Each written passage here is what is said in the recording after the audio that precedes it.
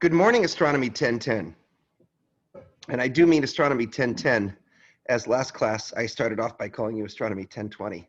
So sorry about that.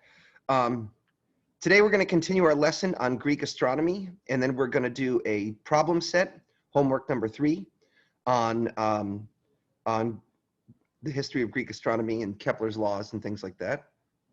So we got a bit of work to do today. The only announcement I can think of is happy belated fall equinox. Yesterday, of course, was the fall equinox. So we had, it was a good day to be lost at sea, so to speak. And we had equal hours of daylight and nighttime. And if you were outside yesterday watching the sunset, you would have noticed that it set due west. I certainly did. Let me get my Logitech center going here because I can see the autofocus is already going nuts. And we don't want that.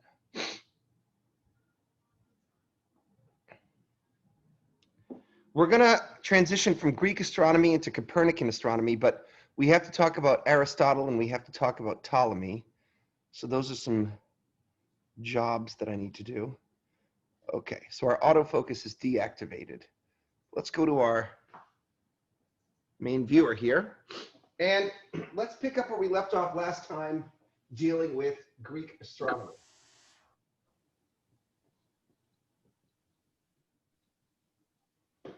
The first and most important Greek astronomer was, of course, Plato. Plato set forth some ideas about how we should think about the orbits of planets. I need to adjust my blinds, everyone. Hold on a second.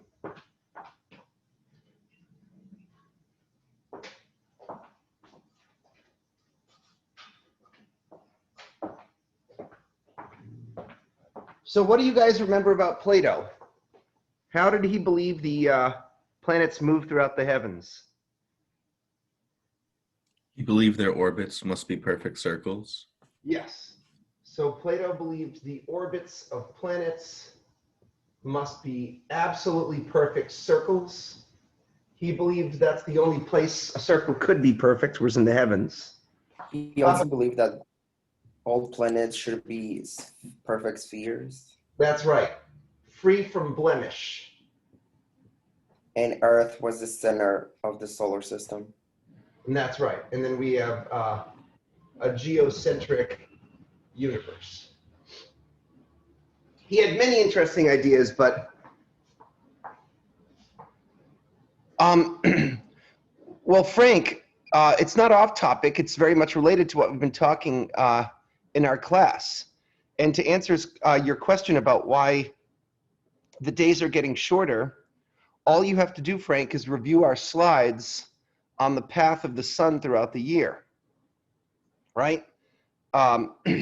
This is a little off topic, but I'm gonna take the bait, Frank, okay? Because I can answer it quickly and easily. The reason why the days are getting shorter and there's more at nighttime and less daytime can be seen right here. On the fall equinox, the path that the sun takes through your local sky is to rise in the east, come up and cross your meridian at 48 degrees in Rhode Island's local sky, and then setting due west. But you can see, Frank, that with each, I'll use symbolic blue for getting colder. With each day that passes, the sun is going to travel a path that's a little bit more through the southern part of the sky. And there's just a shorter path from east to west. If you were to go all the way to the south, each day the path would become shorter and shorter, and you get fewer and fewer hours of daylight. In fact, it bottoms out somewhere around this line, which is that's the winter solstice. So this would be the shortest day of the year. It's just about the length that the path has as it moves through local sky. So keep that in mind, okay? That is related to the business of this class. Plato had a student, a disciple, if you will, named Aristotle. You remember that I told you that Plato is actually an easy philosopher to read, and his book, The Republic, reads like a paperback novel, and it will speak to you and seem meaningful to you and not be hard to understand. Aristotle is not like that. Despite being the student of Plato, he's radically different in terms of his style and temperament. I can remember studying Aristotle in college and spending 2 hours just reading one paragraph. It was one sentence long, and it took me 2 hours to try to understand what he was saying. But there's much wisdom there if you're willing to punch through it. Aristotle is famous for many cool ideas that have percolated down into our modern world. One of them is the Aristotelian syllogism. The syllogism was invented by Aristotle. And the Aristotelian syllogism goes something like this.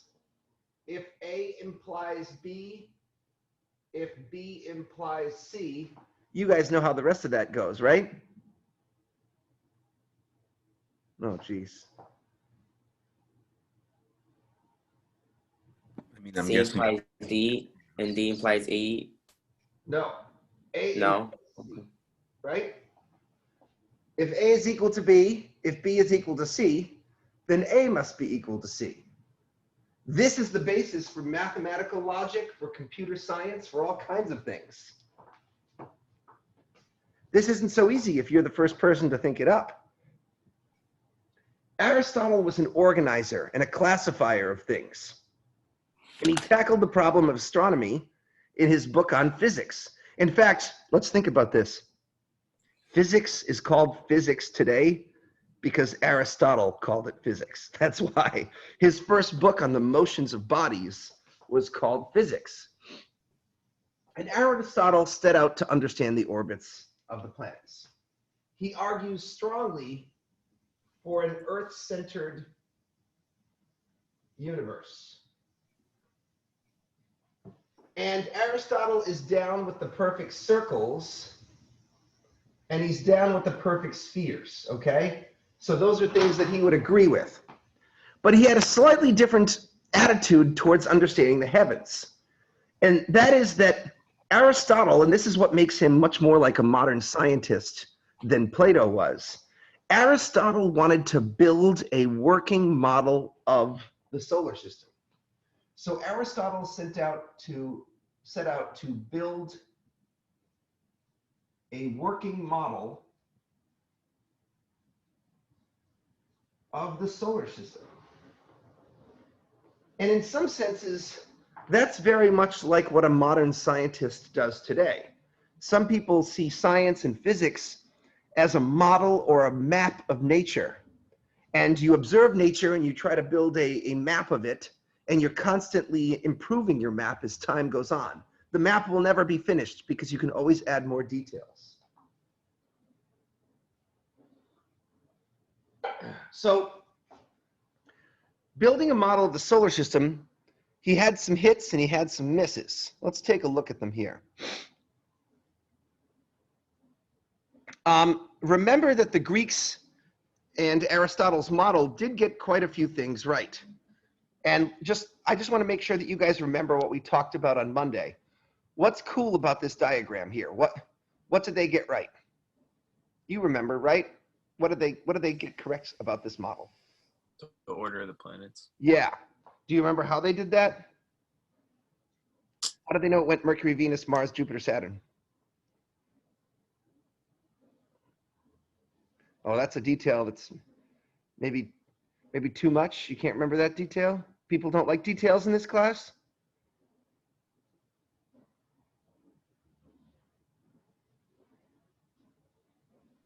Was it because of retrograde motion? No, retrograde motion is going to be something they introduce in just a second. But the first question is just, how did they get the order of the planets correct? See, this is a chance for you to bust out one of your fancy new vocabulary terms that you learned about in your last lecture. The answer is they got it by studying the synodic periods of the planets. Okay, tell me what a synodic period is, because you may have to know that. Oh, I got you. Okay, all right. Synodic. PSN, the time between oppositions, time for Mars to orbit the sky, time between syllogies. Oh, syzygies. Syzygies. Syzygies. I can't say that word. Sidereal period, All right, stop there, Andrew. PST Stop there, and Andrew. You're good. You got this. You got the synodic period. It's the time it takes Mars to realign with Earth in the sky. Okay, fine, great, wonderful. Now, Aristotle's working model, he wanted it to reflect actual observations. This is interesting. He wanted the model to reflect the actual observations of the planets in the sky. And once again, this is a very modern scientific approach to doing science. Scientists require that their theories of nature match up with the observations that you see. They check their hypotheses against observations. That's at the heart of what science is all about. Do you think Plato cared about observations? Plato didn't care about retrograde motion because Plato didn't believe that observation was the way to understand reality. I think at one point, Plato refers to the senses. He refers to your five senses as a motley mob, which is liable to confuse you, okay? If you said, Plato, what about that retrograde motion? He'd say, man, you're just confused. You don't understand that the way to understand nature is to look inside your mind. Don't look out into the world. You're going to get bamboozled by your senses. They're untrustworthy. Only by inner thinking can you achieve nirvana or something like that, okay? Whatever. That was Plato's idea, but Aristotle wasn't like that. He said, nah, brah, I think we actually got to make it do the little loop-de-loo in the sky. What's the retrograde motion thing all about again? I'm starting to forget it. I forget some of my vocabulary words. I can't remember what retrograde motion means. Do you guys know? It's the temporary westward drift along the ecliptic, which is made by planets from time to time. Right. So planets are kind of, if you track their motions, they're doing something like this at key times of the year. And as you can tell, this retrograde motion doesn't look very circular. Introducing what I mentioned at the end of our last class, someone gave it a shout out today, the epicycle. The way to deal with the problem of retrograde motions, but still make sure that the orbits of the planets were perfectly circular, is to have the planet orbit on a secondary circle called the epicycle. The main circle here,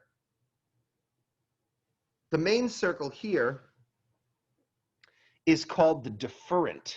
So there's a deferent and then there's an epicycle. And this animated GIF shows how it works.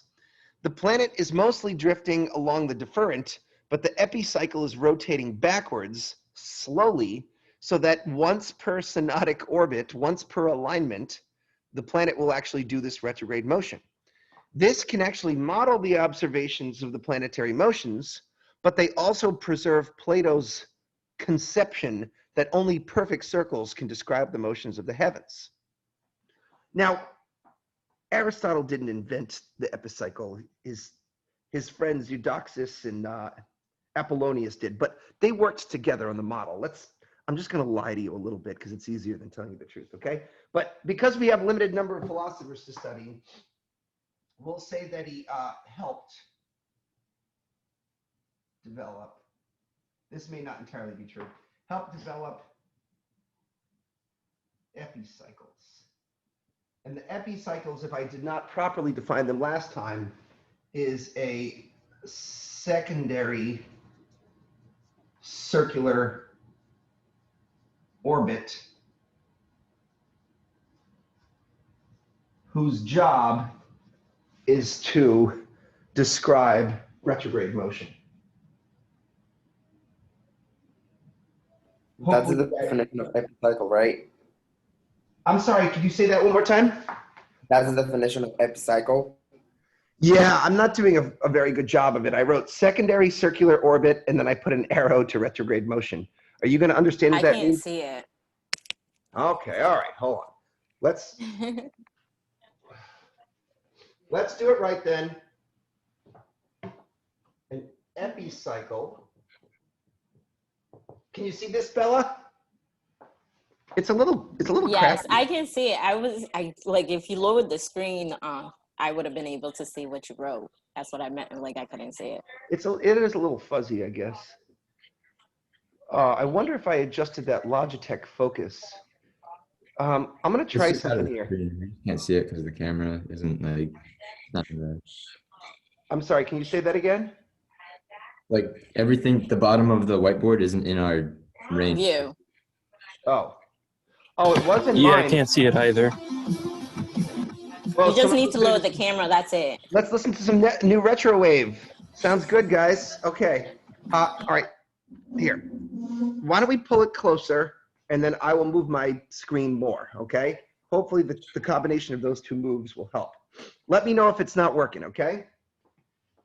An epicycle is a secondary circular orbit. It rotates backwards.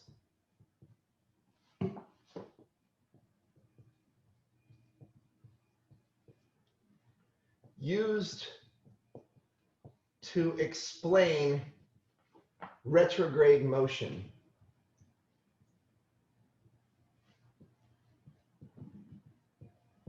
A better definition probably exists out there for epicycle, but we're just trying to come up with common sense definitions that will do the damn job. There's one more thing about Aristotle that I need to talk to you guys about, because it's very important to understanding what happens later today. Aristotle had a few profound arguments for why the Earth had to be a sphere, but also for why the Earth had to be the center of the cosmos. And some of them were silly, and some of them were sophisticated. Let me start by telling you one of Aristotle's silly ideas. Aristotle said the Earth must be fixed and must not move, because if the Earth was in motion and you jumped, you'd land in a different spot. Do you guys know what's wrong with that argument? Why, if the Earth is spinning, if you believe this, why, when you jump, do you not land in a different spot? You're moving at the same velocity that the Earth's spinning. So if you jump, you just keep traveling with it. Exactly. This is a concept known in physics as a co-moving inertial reference frame. They basically slapped an unnecessarily fancy title on what you just said. A co-moving inertial reference frame. You and the Earth are spinning together, so you, just like if you're in a train and you jump, you don't fly to the back of the train, you move along with the train.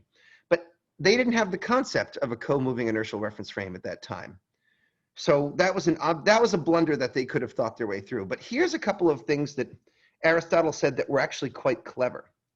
Let's talk about one of his arguments about why he knew the Earth was spherical.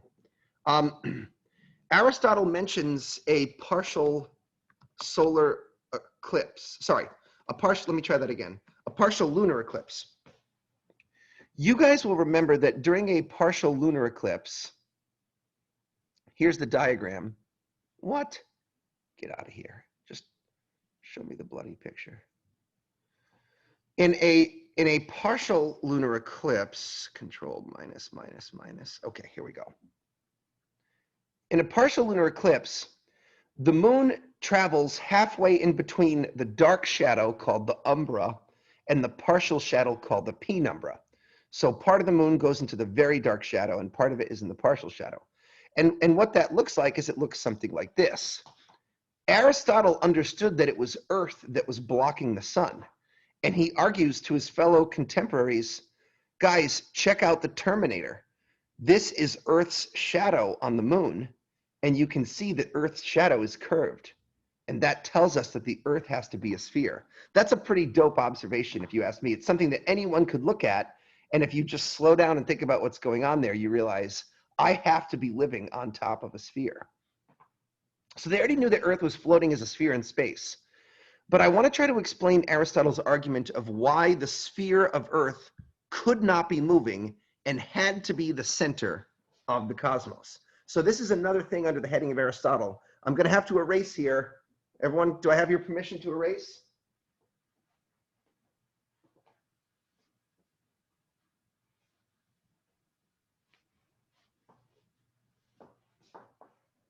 This is kind of going to play a big role in the future of today's discussions. So this is Aristotle's argument for a fixed Earth. And by fixed Earth, I mean it's not moving. It's at the center of the cosmos. There were people around Aristotle's time who actually proposed that the sun might potentially be the center of the solar system. And I'll tell you about the guy. This is a little tangent, if you can suffer it with me. Just so that you know, Copernicus wasn't the first person to have this idea. A famous Greek astronomer named Aristarchus was the first person, Aristarchus of Samos, to propose the heliocentric model of our solar system. He was a brilliant Greek astronomer. And he did this. Here's a page, I think, from one of his manuscripts or from his calculations. He did this thing where he calculated the changing angular size of the moon from, I think, third quarter phase to maybe from waxing gibbous to first quarter phase, something like that. And he somehow deduced that the sun had to be 400 times farther away than the moon. Of course, because Greeks love and know their geometry very well, Aristarchus realized that if the sun was 400 times farther away from Earth than the moon, but both the sun and the moon had the same angular size of half a degree, that implies that the sun must be 400 times bigger than the moon. And Aristarchus then went on to argue, my fellow Greeks, doesn't it seem weird that Earth is the center of the cosmos and then there's the big giant sun orbiting around us? Wouldn't it kind of make more sense if the sun is big, if Earth was going around the biggest thing? He had some kind of an argument like that. He didn't even know about gravity. And nobody believed him because Aristotle had a counter argument that was much more powerful. Suppose, says Aristotle, that Aristarchus's ideas are correct. Suppose we live in a solar system in which there's a big fat sun and you have a planet like Earth going around it on a circle, which Plato reminds us must be the case. Remember that the final sphere in the Greek solar system was a fixed sphere of background stars.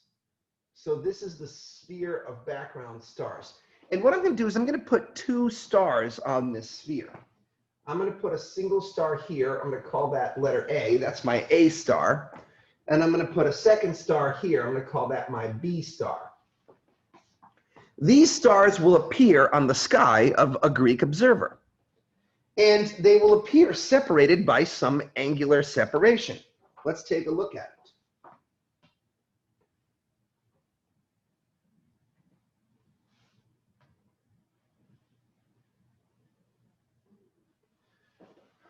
Let's call the first angle from A to B alpha in honor of the Greeks.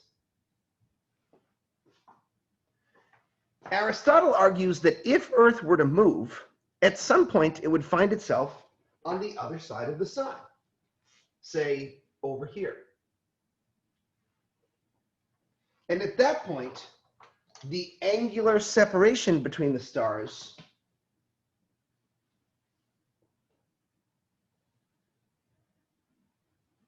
would be like so.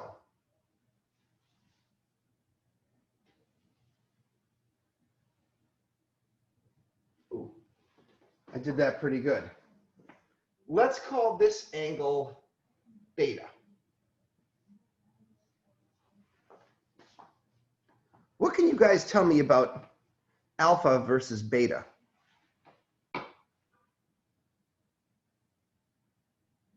You don't have line of sight with beta anymore. Well, forget about that for a second. I could have drawn it up here a little bit. You mean because of the sun? Yeah. That's not what I'm driving at. What I'm driving at is alpha is a number and beta is a number. Are the angles the same, or is one of the... Great. Sorry, say that again? Alpha is greater than beta. How do you know alpha is beta? Oh, shoot. How do you know alpha is greater than beta? I agree with you, but I want you to justify it, to flush out the argument. I honestly don't even know how I know that. It's a point that's further away. Yes. Connected to the... It's about the small angle formula, right? Right. if these have a fixed separation between them, correct? So as you get farther and farther away, the angle will get smaller and smaller. If you look at it from a mathematical point of view, if this is fixed, as the distance gets bigger, the angle needs to get correspondingly smaller, right? That's what algebra would tell us if this is a fixed number. And an S is the distance between the stars. Anyways, whatever, your intuition was good enough, okay? Now, here's the problem, says Aristotle. Suppose the Earth moves. When Earth is on the other side of the sun from the stars, their angular positions should seem to change.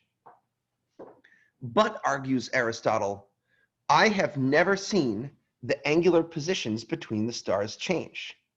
In other words, if I were to go out at night, let's get my slideshow here, and I were to say, look up at Orion, throughout the course of the year, I have never once seen the stars of Orion's belt shift their position.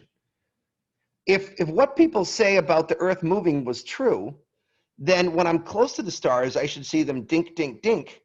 But when I'm farther from the stars, I should actually see their angular separations get larger and expand as Earth gets farther away from them. But, says Aristotle, I ain't never seen that before, and I don't know anyone who's ever seen that before. As far as I know, the stars in the sky always keep the exact same angular relationships between each other. In other words, to put a fancy term on it, Aristotle said the stars do not undergo stellar parallax. Let's take a note on this.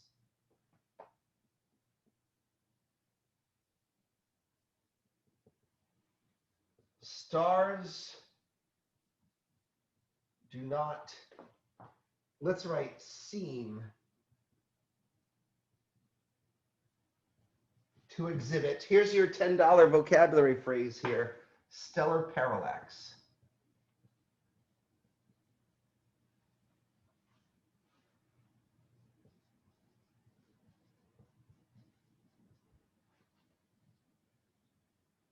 Which is an angular shift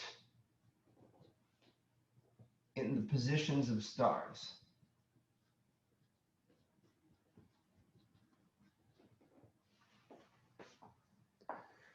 Do you guys want to try stellar parallax together?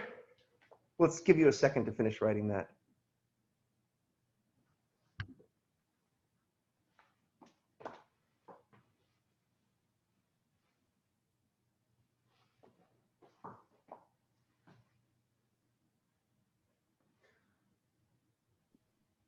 So is it true that the stars don't look more separate when the Earth goes around the sun? Right, because you're thinking, well, hold on a second. Doesn't this Earth actually go around the sun? So what's up with that, right? That's your question in a nutshell, Yeah. correct? Yeah. Yeah, that's a great. Well, I'm going to answer it, but first, let's try something together. Let me add some drama by not answering that question for a second. Okay, let's all do the stellar parallax experiment for fun. You ready? Put your arm all the way outstretched and put your thumb up, okay? Just like that. Now close one eye and note the position of your thumb, and then blink your eyes back and forth. What do you see happening to the thumb?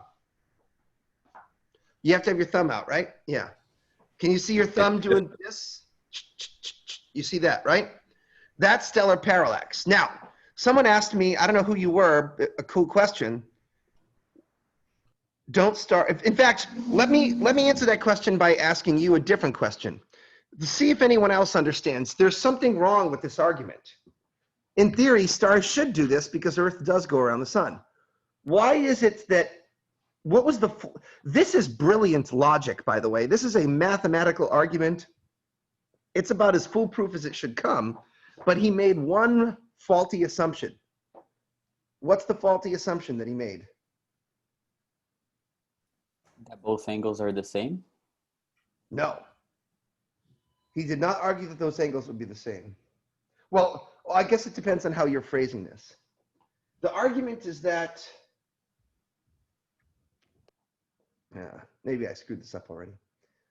Listen, the flaw in this argument is he believed that the background stars were close enough to Earth where this changing distance would actually matter.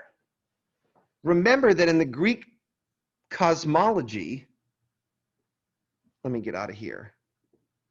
Let me get back to Greek for a second. In Greek cosmology, the background stars were just outside the orbit of Saturn. It would have been preposterous for these guys to imagine that all these planets were on these rings, and then there was this arbitrarily great distance until you got to the stars. That wouldn't have made any sense. In other words, to answer your question, whoever you were in the background there, stars do exhibit stellar parallax, but it's so microscopic and so tiny that only a handful of stars can actually be observed to do this, the closer ones, and you need very, very powerful telescopes to see it. The first stellar parallax was observed in 1850s or 1860s. I'm forgetting the name of the observer who did it right now. Shame on me. Stellar parallax.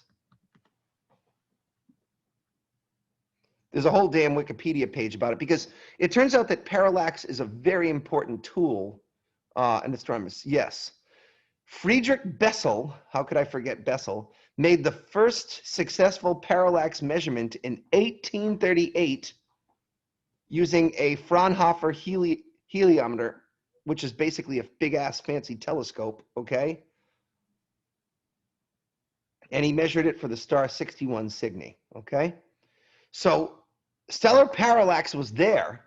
It was just far too tiny for the naked eye to observe it. Remember, the Greeks did not have telescopes at their disposals. This was hundreds and hundreds of years before the telescope was invented. Okay, there's one more Greek that we need to discuss before I talk about Nicholas Copernicus, and that's the famous Arabic Greek astronomer Ptolemy, who came several hundred years. Now, I'm not going to ask you guys to memorize dates or anything, but let's just take a quick peek at the difference between Plato, Aristotle, and the next guy that I'm going to talk about. So Plato, I guess would be a member of Hellenistic Greece, is somewhere around 400 BCE is what we say now, before Common Era.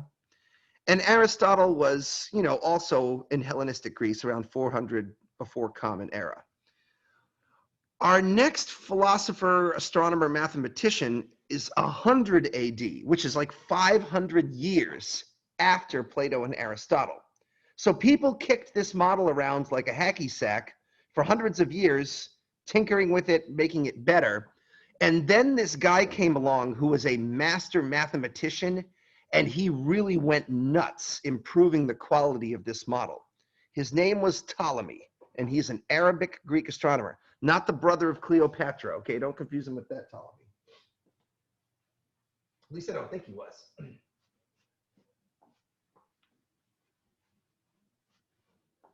Okay.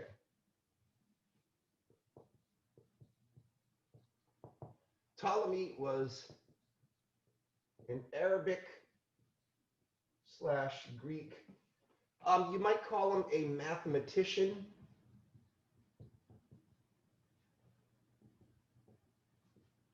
A bit of an astronomer. These guys did a little bit of all of it back in the day.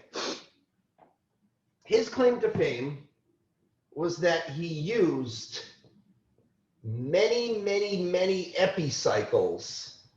So what he did is he kept adding more and more epicycles to the Greek model.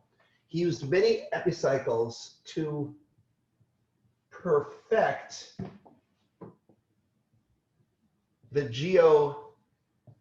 geocentric model of the solar system. In fact, today, people refer to the geocentric solar system as the Ptolemaic solar system. They don't call it the Aristotelian solar system. They don't call it the Platonic solar system. They call it the bloody Ptolemaic solar system because of this. What was cool about his model is it could actually predict the motions of the planets it can also predict eclipses and things like that. Ptolemy wrote a book called the Almagest.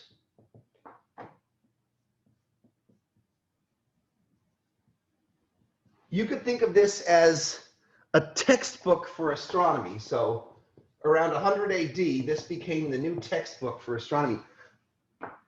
And this Almagest not only had a description of the model, so he put the model in there, but he also put something called an Ephemeris Table.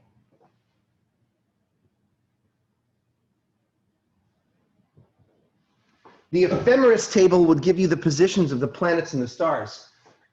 Believe it or not, guys, I have a copy of Ptolemy's Almagest on my bookshelf. I should have thought to bust that out before class today. Okay, if I go on a book hunt, I'm gonna waste probably too many minutes of class time. I'm a little annoyed with myself that I didn't think to get my copy of the Almagest out before this lecture started. It only occurs to me now that would have been a cool thing to do. Luckily, I can find some pictures on the internet, which will be faster. You can still buy the Almagest at a bookstore, especially one that has old books in it, and you can look at pictures of it on the internet. The Almagest was not an easy textbook to read. Let's take a look at the kinds of diagrams that you might find in the Almagest. Let's look at large pictures here. This is what a typical page in the Almagest might have looked like. It would have shown circles inside of circles. I just want a high resolution version. Okay, I'll take it. So here's a picture from Ptolemy's Almagest. You guys will notice that there are these intense geometrical diagrams where angle QKN connects to PDR and what the FUCK, you can't even tell what's going on after a while. This stuff is, you really have to push your way through it, okay? I've attempted to read the English translation. It was rough going, okay? You really have to work at this stuff. And the funny thing about what he did with his model is at the end of the day, his model required the use of over 100 nested spheres. So over 100 nested spheres were used in his model. And keep in mind, he's trying to keep track of 5 planets, 1 sun, 1 moon, and 1 background sphere of stars. That's a total of 6, 7, 8 rotating objects. But he had to use 100 rotating spheres to describe their motion. That's pretty wild. And the cool thing about it is it worked.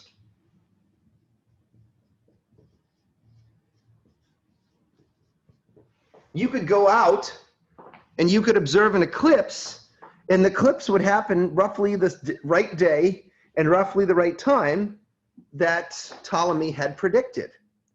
So as far as the Greeks were concerned, they had solved the problem of astronomy, and there was no need to think about it anymore. They understood everything about the heavens. This textbook was in production and used as the official textbook for astronomy for the next 1,500 years. You know, if you had taken Astronomy 1010 in 1200 AD, you wouldn't be using the cosmic perspective. You'd be using Ptolemy's Almagest. And let me tell you, it would be a much less pleasant read. In order to keep track of the motions of these heavens, people had to even sometimes construct elaborate machines. Machines like I've got a picture of one of my slideshow here. Armillaries, which would have rotating spheres within spheres to predict the positions and motions of the planets. People would sometimes, and people still do, construct orreries. An orrery is basically like a little model of the solar system that's on a mechanical machine. You can find some very nice ones in museums. Sometimes there'll be machines like, well, this is a Copernican-based orrery, but they have geocentric ones as well. I don't know, there's probably like a collector's thing for this where you have these machines. Even people discovered over time that Greeks and Romans had actually constructed some very cool early forms of mechanical clock to describe the motions of the planets.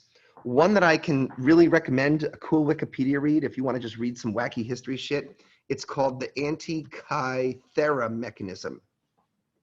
So there was this ship that was taking a whole bunch of treasure from Greece or from the Middle East to a Roman emperor, and it sunk.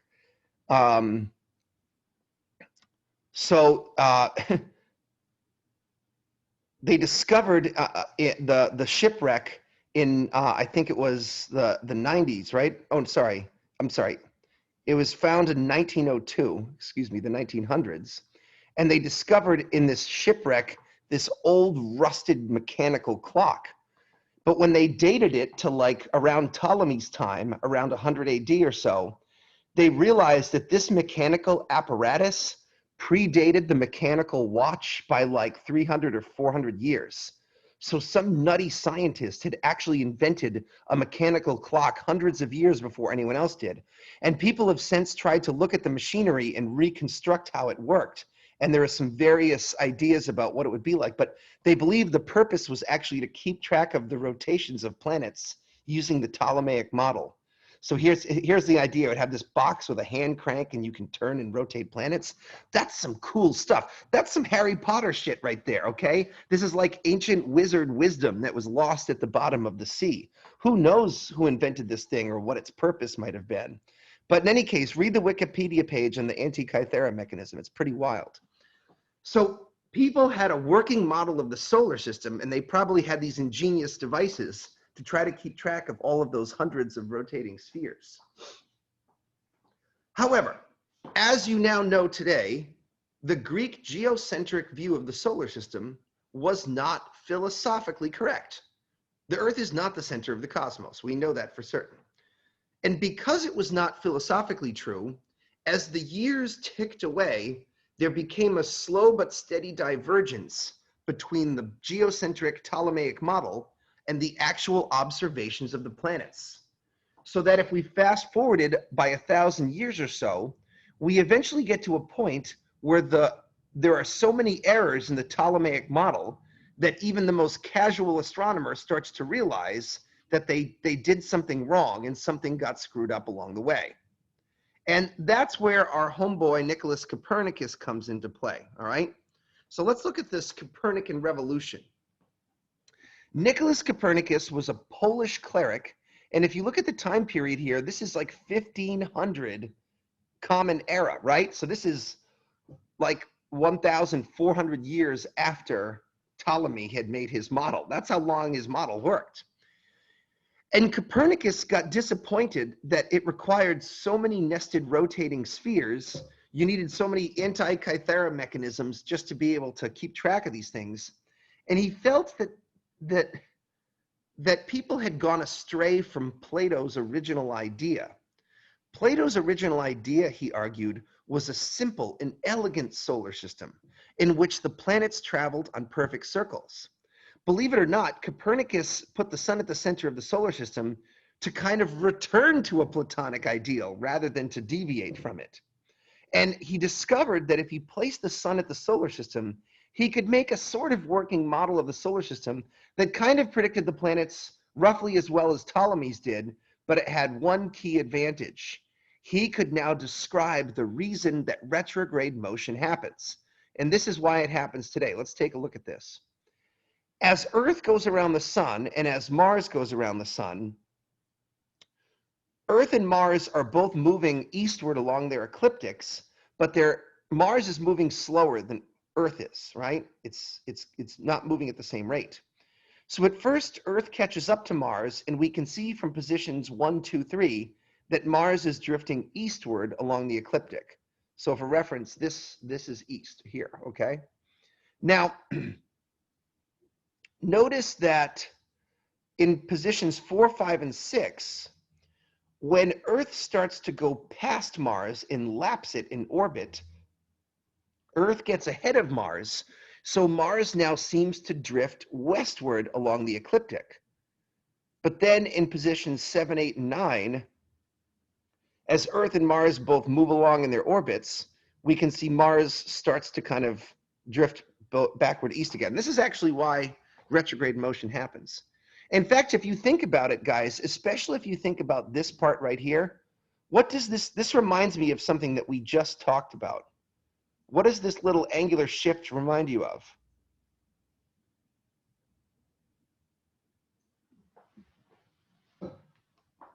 Nothing? 4, 5, and 6 doesn't remind you of something that just happened to us a few moments ago? Oh, the solstice? Not the solstice. I'm thinking of something Full else. moon. No? Fall equinox? No, something we just did. Is it the stellar parallax? Yeah, except here it's planetary parallax. You got my wink, wink, nudge, nudge, I guess. Okay, right. Isn't this kind of what just happened with our thumb, where we kind of saw the shifting? This is like your eyeballs blinking back and forth, and you can see your thumb shifting back and forth against the stars. This is another version of parallax, okay? Let's take some notes on Copernicus.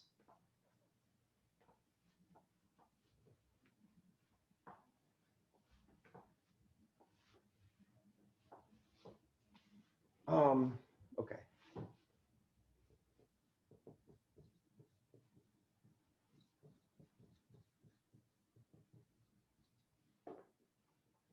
Some things about Copernicus.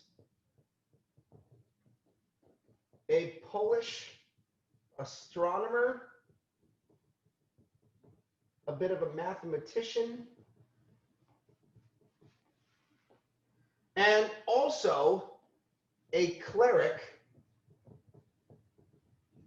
in what would be called the Holy Roman Church. So he was also a sort of mathematical functionary, not a priest, but a person who did some clerical work in the Holy Roman Church. Probably their number, he was probably a bloody accountant is what he was. And he constructed a new model at the center of the solar system. He placed the sun at the center of the solar system. This brought about a new conception of the cosmos known as heliocentrism.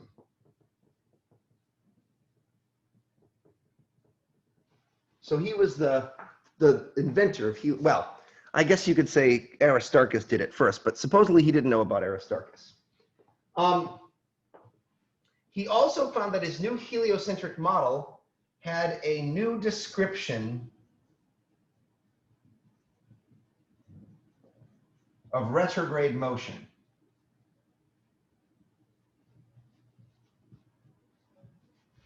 That new description was essentially parallax from a moving Earth. He also, unfortunately for the model, he used perfect circles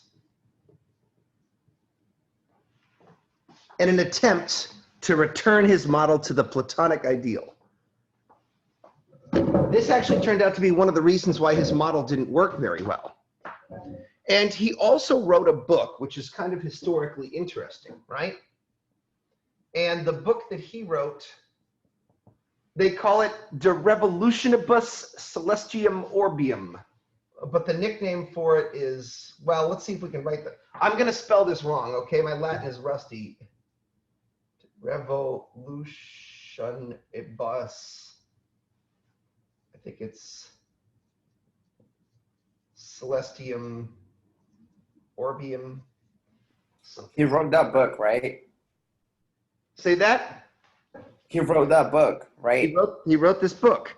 This is the book where he set out to explain his model of the heliocentric solar system.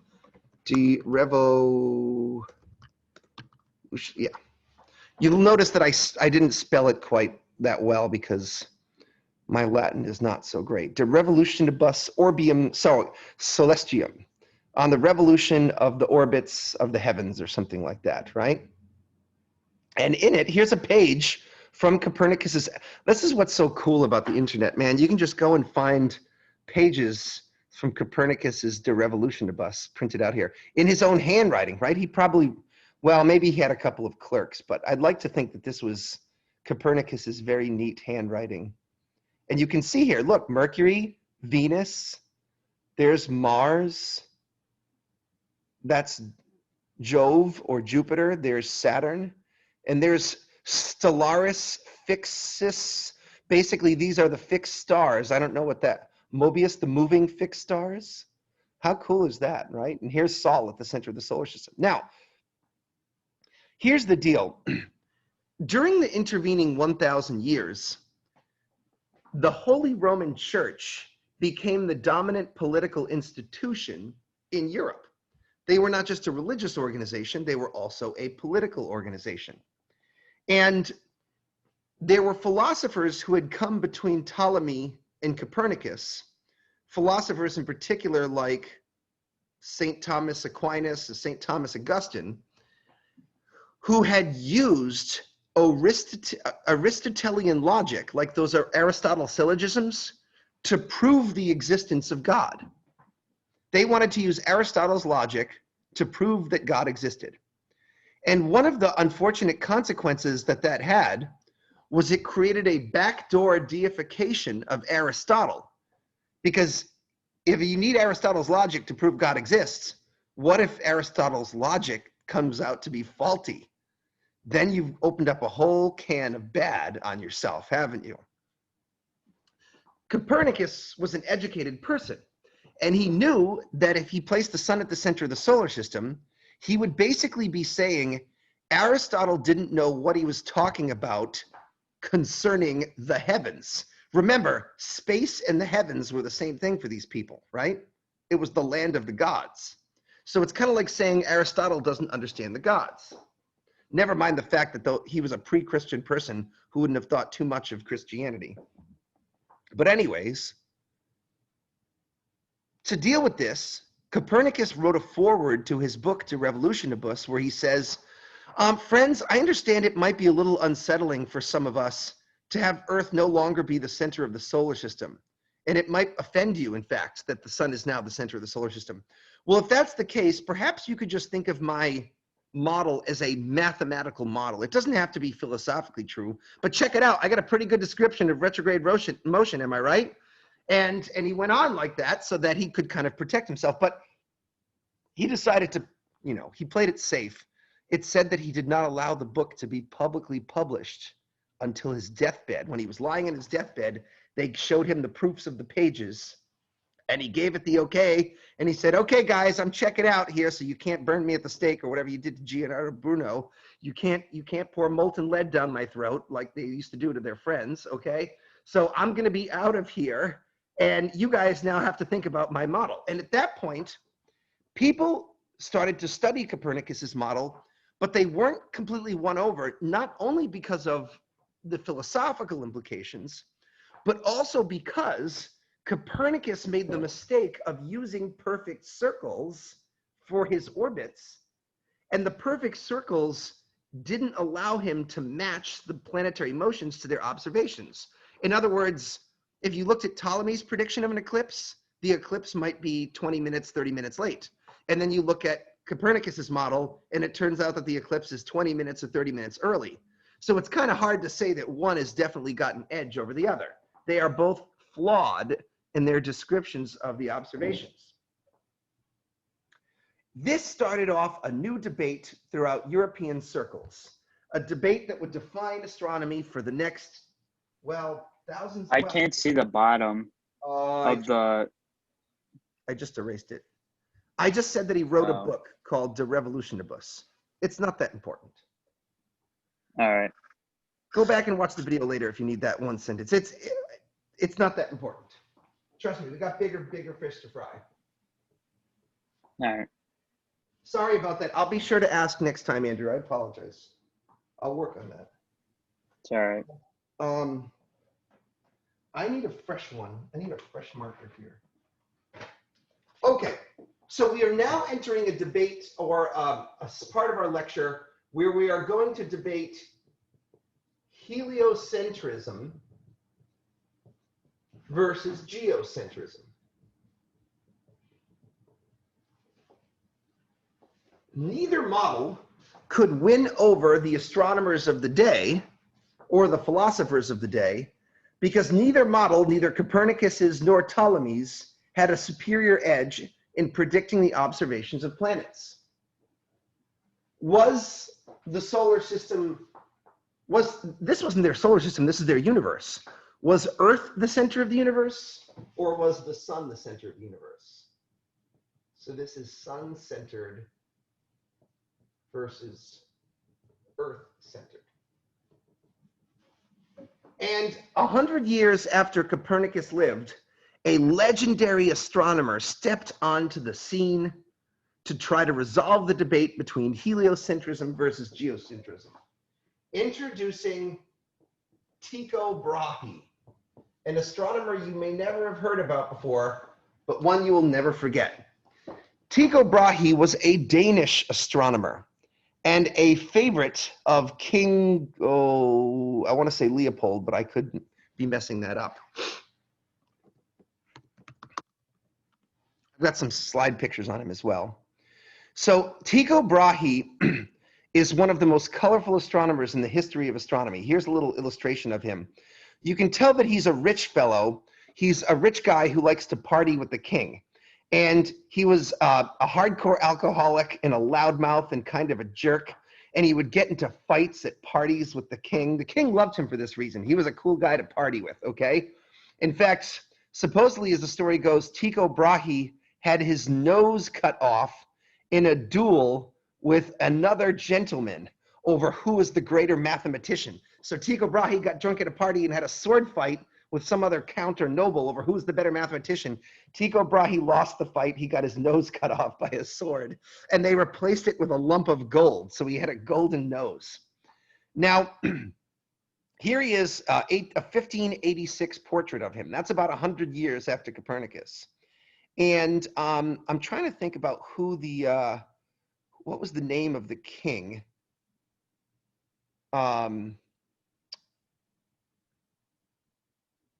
Well, look, my history is kind of bad. The king of Denmark at the time took such a shine to Tycho Brahe that he decided to help Tycho Brahe perform his observations by building him his own fantasy observatory island off the coast of Denmark, an island known as Uraniborg. He gave it to Tycho Brahe and gave him all the gold that he could ask for so he could build this elaborate observational palace where he could have domes and sextants and mural quadrants. Keep in mind that Tycho Brahe is the last major astronomer who did not use a telescope. So the telescope had not been invented yet. In fact, people know of Tycho Brahe as the greatest naked eye astronomer. Take some notes.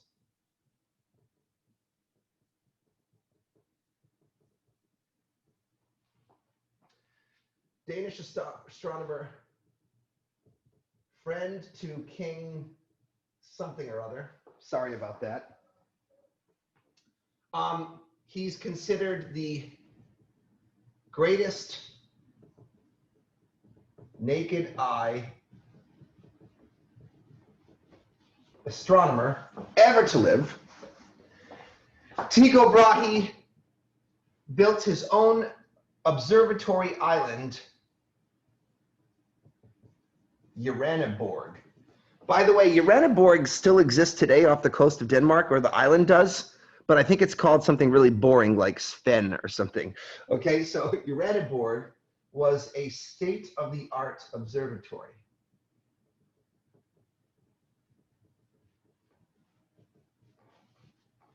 And the whole mission that Tycho Brahe had was to resolve the debates between geocentrism and heliocentrism. So he wanted to settle the debate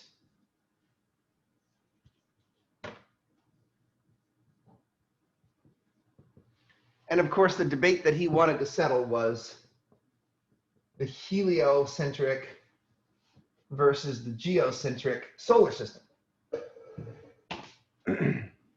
By the way, legend has it that Tycho Brahi got obsessed with settling the geocentric versus heliocentric debate because as a young man, he used Ptolemy's Almagest to observe an eclipse, and the eclipse came 20 to 30 minutes later than Ptolemy had predicted 1,500 years earlier.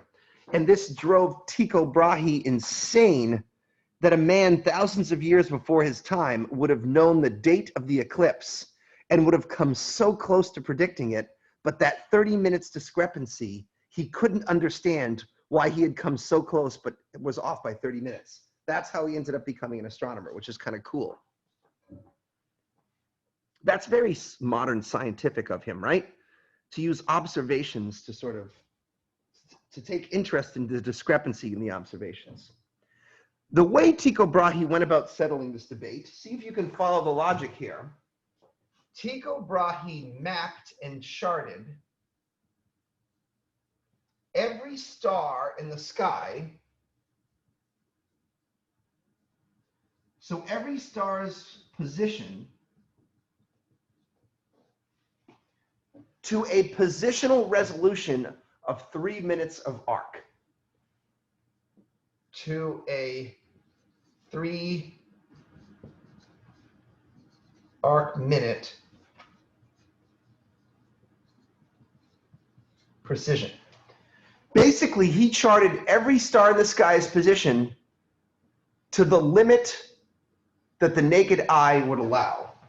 So that's the best, that's the limit of human vision.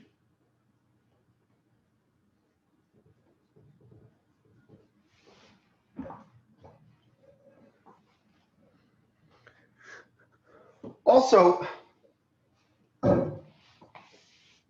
let's add one more note up here. He brought some friends with him to the island of Uraniborg. One was his student, Johannes Kepler.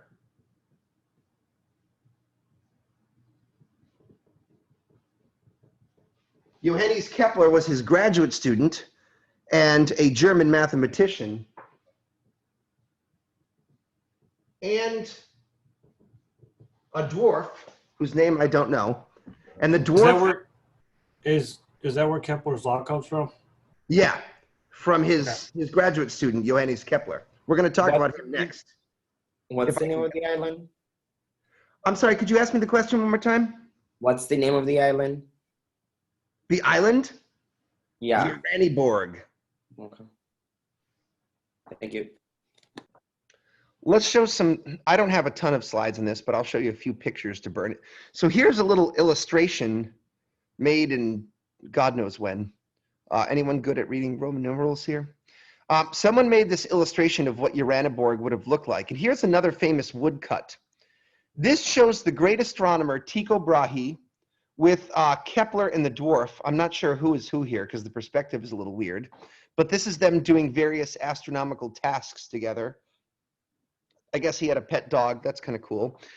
This is something called a mural quadrant. And I want you guys to check out what's going on here. It got a little cut off up at the top of the screen. But let me get my annotate tool out so you can see what's going on. Tycho Brahe has a slot cut into the observer's meridian so that when a star comes up at its highest point in the sky, he can observe the position of the star and he can compare it to the angle along this device. This is called a mural quadrant. And he can basically measure precisely the angular position of the star by comparing it to this thing, probably with a long stick, just like I'm doing there, and measuring its angular position. So this is the technique they used. And then they would record the positions of the stars down. Now, could you guys think of a reason why measuring the positions of the stars very accurately might help resolve the debate between geocentrism and heliocentrism? Let's put on our thinking caps here for a second. What was Tycho doing? Why would knowing the positions of stars to a resolution of 3 arc minutes potentially resolve the debate between heliocentrism versus geocentrism? What's going on there?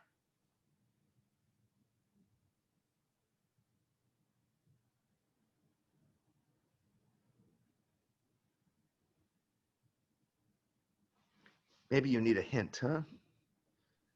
Does it have to do with parallax? It certainly does. Okay, let's flush that out. Who said that?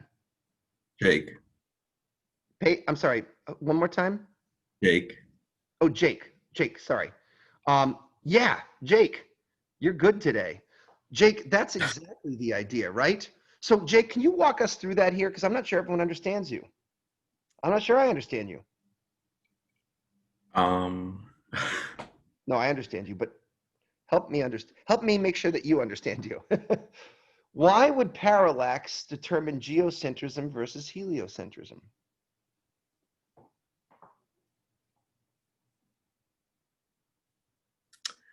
Is that a fair Because question? Yeah. I think the stars would be in a different position whether or not you believed in geocentrism. Hold on. Let's not say believe, because this isn't religion. You don't have to take geocentrism on faith. What you have to do, Jake, is you have to make observations. Seeing is believing, as they say, right? Yeah. So what I wanted you to tell me, Jake, is let's say Tycho Brahi does find the stars shift in their angular position. Which model of the solar system would be the correct one?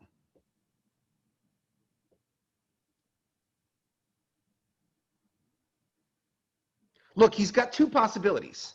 Either the stars move or the stars don't move in their positions. What does it mean? Can anyone else help? Let's take a note on this. I guess Jake, this is kind of an important point to me. So remember, he mapped the position of all the stars down to 3 minutes of arc.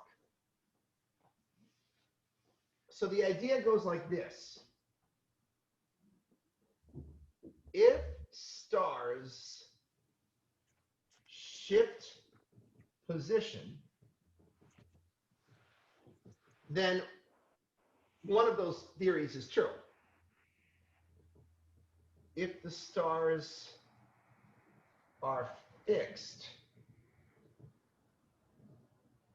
Jake, can you help me fill in the blanks here? Or can anyone help me fill in the blanks? If stars shift position, then the Earth can't move? No, exactly the opposite, right? I knew it was one of them. Well, right. So here, this picture explains what's going on, right? You can only have the stars shift position if Earth is shifting its position with respect to the sun. Here we see the star over here on the left, right? Here we see the star right there. And then only if Earth moves, if you wait 6 months later, you'll see the star shift its position to over here. So Tycho Brahe is trying to measure a shift in position. He's trying to see if this star will bounce back and forth. Maybe extra slides would be helpful here. I think of this as an important point because, well, the whole history of astronomy kind of depends upon this. By the way, stellar parallax is a technique that we still use in astronomy today. It's actually one of the fundamental methods of determining the distances to stars. So this is an ancient problem, but it's also a modern problem as well. Let me show you a little animation, a crude animation of what parallax would look like here. This is what Tycho was hoping to see. If he could see some stars shifting back and forth over the course of the year, those stars would be shifting because of Earth's motion. That's what he was looking for. He had to measure their positions very carefully to see if they were shifting around. That's what parallax would look like. Okay, so if stars shift position, then the solar system would be heliocentric.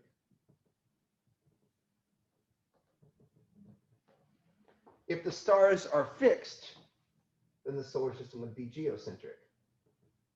So what do you guys think happened? Did Tycho find the parallax?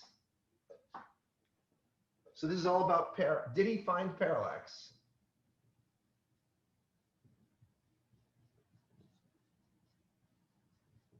What do you guys think?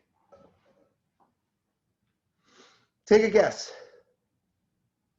He did find parallax? Nope, he didn't.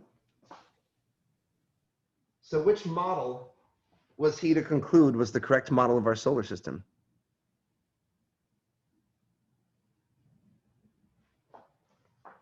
Geocentric. Geocentric. All right, okay. You spare me for a second there.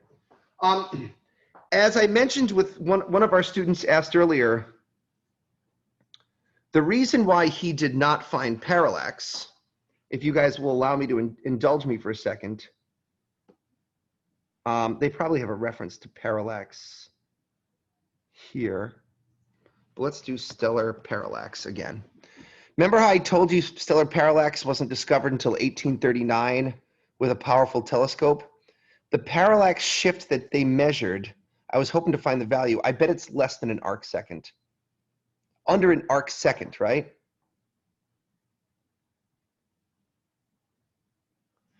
Proxima Centauri has a parallax shift of 0.7 arc seconds.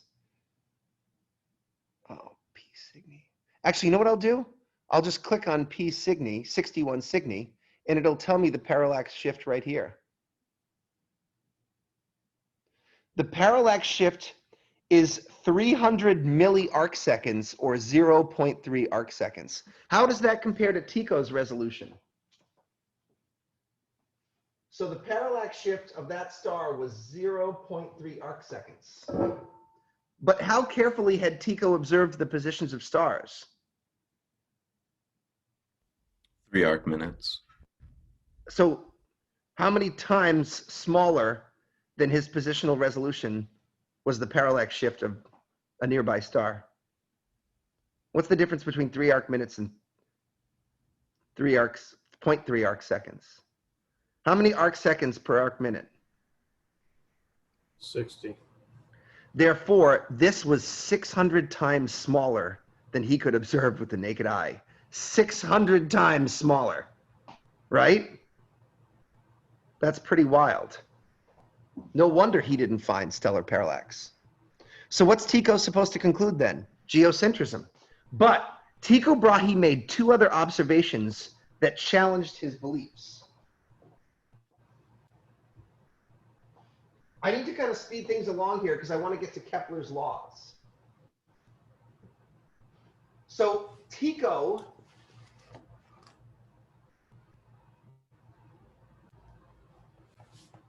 made 2 key observations that challenged his belief that the Ptolemaic solar system was exactly the way they claimed.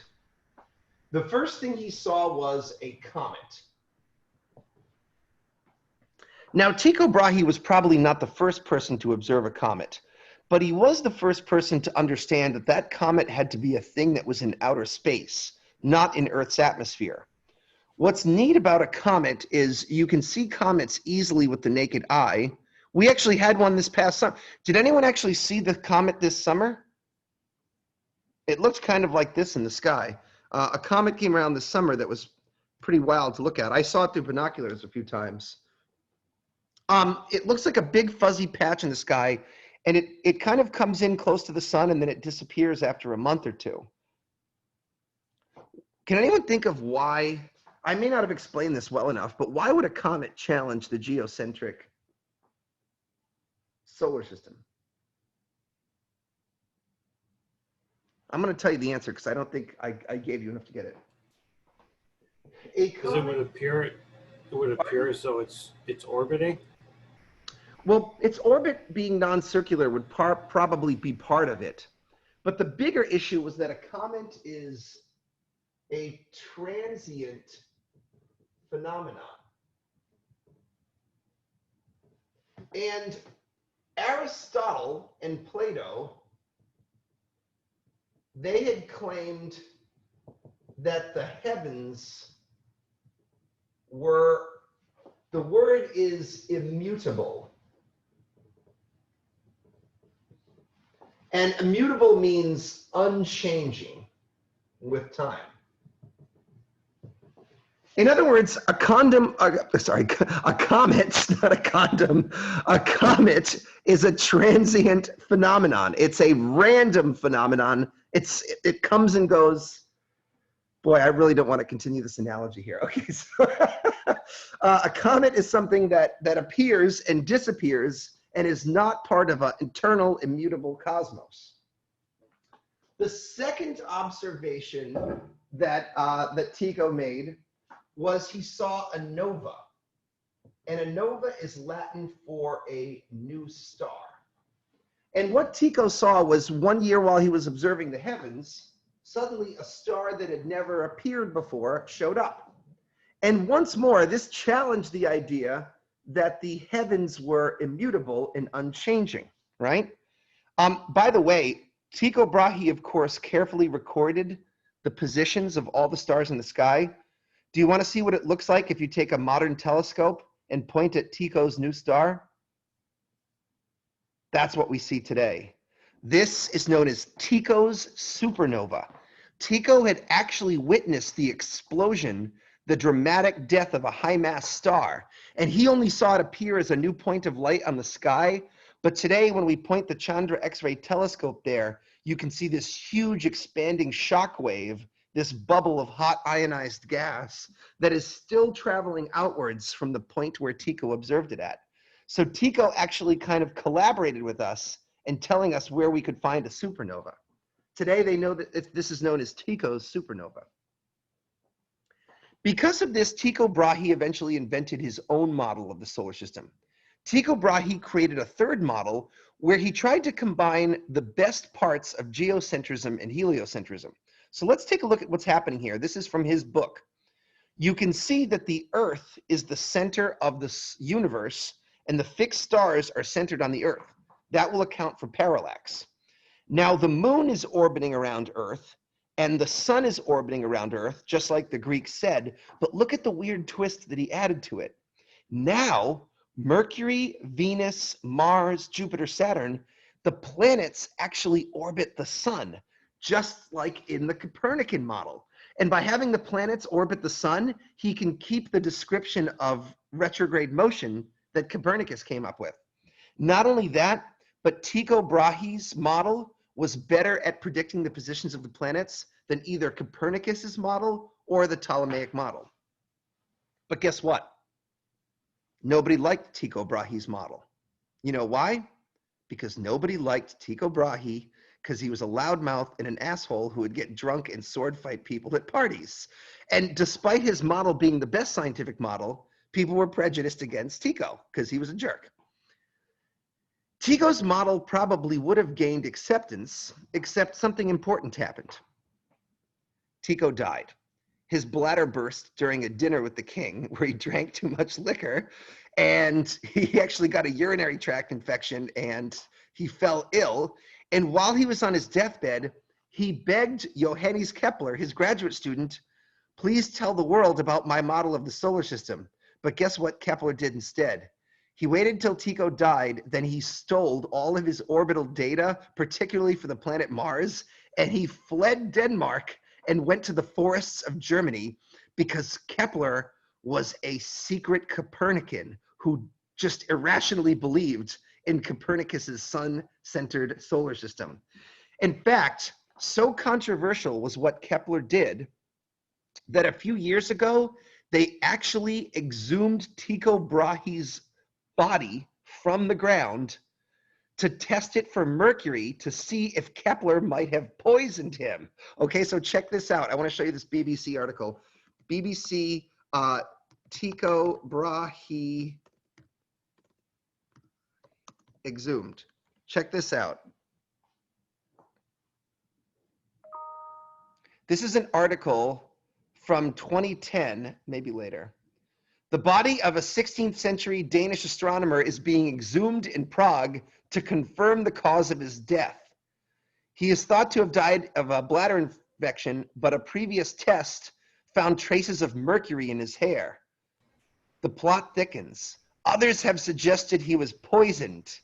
In the past, the suspicion fell on Johannes Kepler, who himself later became a renowned astronomer. So they believed that Tycho Brahi might have been poisoned by Kepler just so he could get the orbital data from Mars. Now, that exhumation, by the way, absolved Johannes Kepler.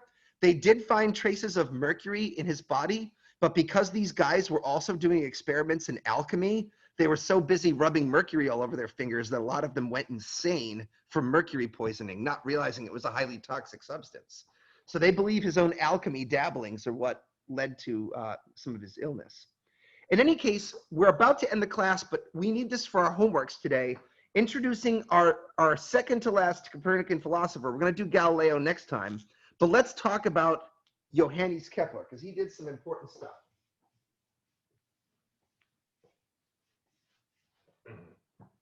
Our last astronomer for the day is Johannes Kepler. And I think you guys can start by thinking of Kepler as he's the first guy who got something perfectly correct, okay? Well, almost perfectly correct anyways. Let's talk about what Kepler did. Kepler, of course, was, so he was a German astronomer, but he was kind of like a theoretical astronomer. He was a mathematician.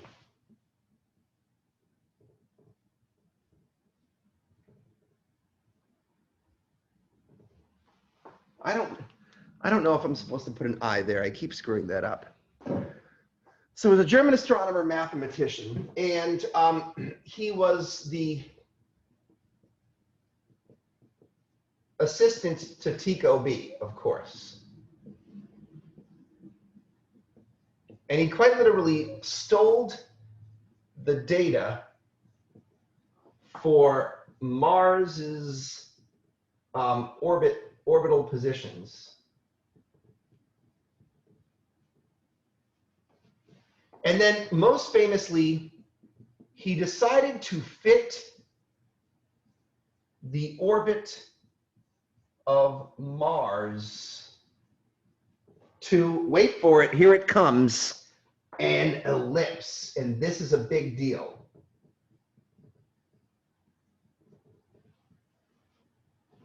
Kepler was so desperate to make the Copernican solar system work that he decided to make a radical break with the traditions that went back to Plato, and he allowed the orbits of the planets to deviate from a perfect circle. An ellipse, if you haven't had a geometry class, is kind of like a squishy circle. In our next lab, we are going to make a right proper model of an ellipse, but for now, we're going to kind of just make a cheap version of one. Students, I need to erase this because I need my board space back, so I'm just going to give you 1 second. I'm going to sip coffee while you finish writing this. We do need Kepler's laws for our lab today, so I need to squish this in if you don't mind.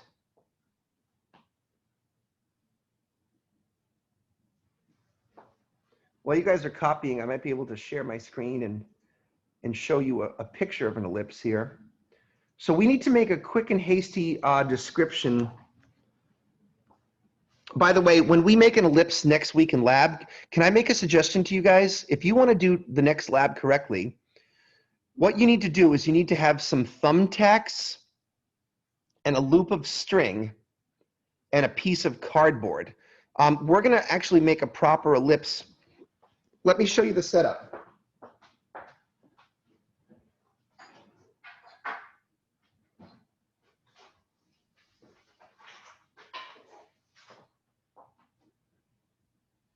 One second, guys.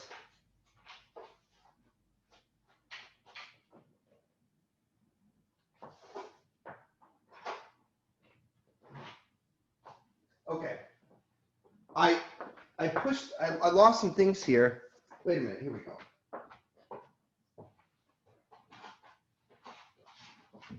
So if you're willing to make a cheap ass investment, get 2 push pins, if you can find them somewhere, take them off your local community center bulletin board, whatever you have to do, 2 push pins and a piece of cardboard.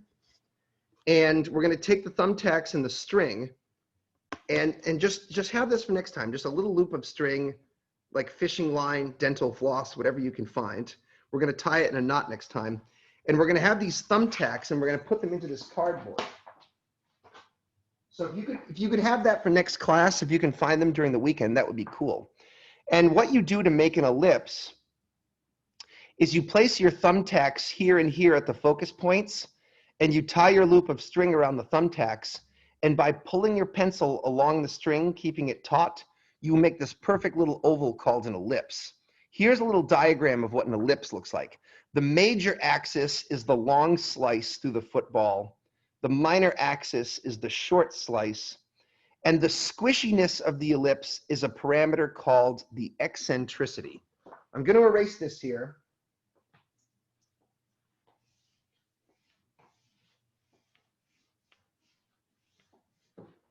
So an ellipse is a different concept than a circular orbit. And this is the first time anyone ever allowed planetary orbits to be something different than circles. Let's just make a cheap version of our ellipse, okay? So I'll have a major axis.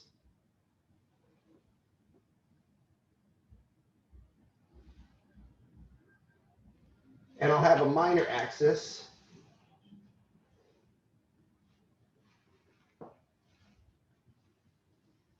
And I'll kind of draw an oval in as best I can. This is a pretty squishy ellipse, okay? This is a crappy ellipse. We'll make a better one next time. Ellipses have focus points that are equal distant from the center. That's F1 and that's F2, okay? This axis is your major axis. This is your minor axis.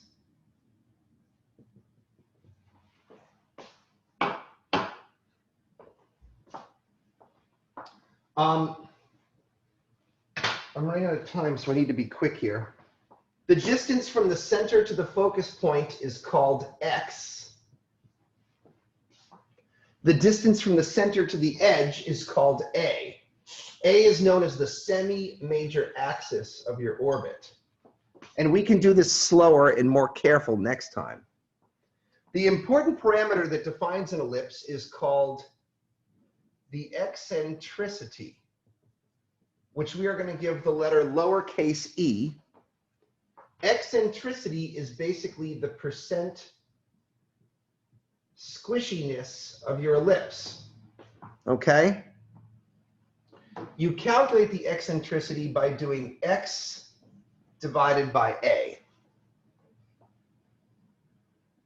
And E has a domain which is greater than or equal to 0, but less than 1.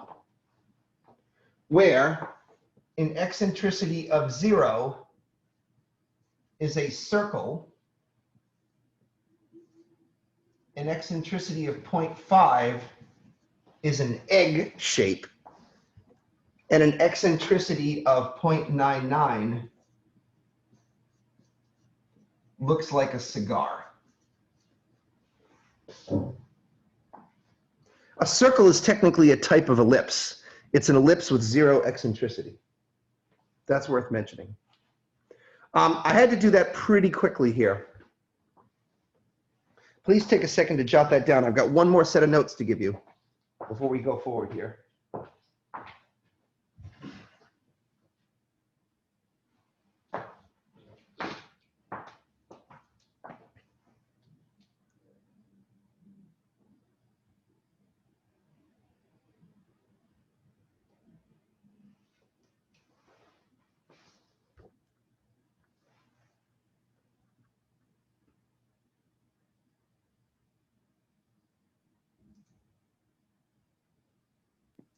I can't really see the bottom of the screen or the board.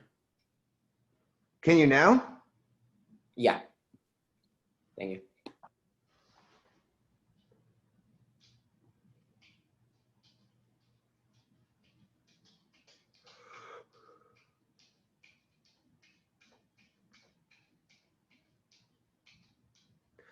I'm kind of out of time, but I need to put Kepler's laws down so that we can do our homework today.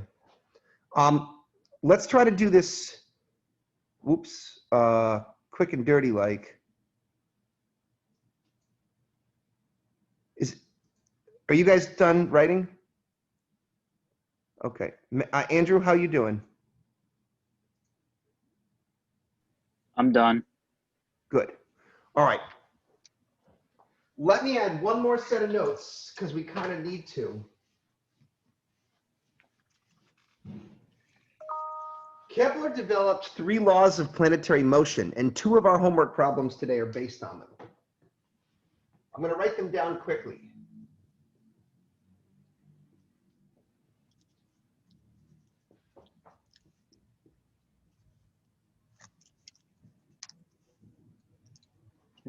I think what I'm going to do is I'm going to get these into your notes, and then we'll talk about them next time. But by writing them down, I'll set up a formula for you, okay? The first law is called the law of ellipses. The law of ellipses looks something like this. And it just says that the planet goes around the sun in an ellipse with the sun at a focus point. A planet orbits the sun on an ellipse with the sun at a focus point. The second law of Kepler is sometimes called the law of areas. The law of areas states a planet sweeps out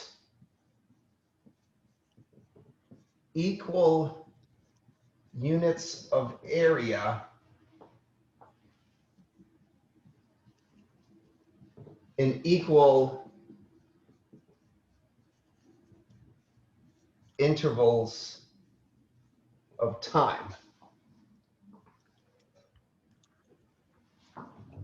And the third law is known as the Harmonic Law. This is what we need for our homeworks today. The Harmonic Law is a formula that says p squared is equal to a cubed, where p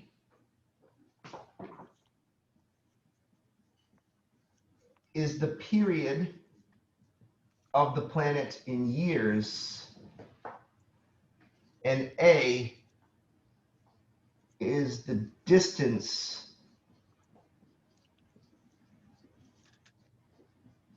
to the planet in AU.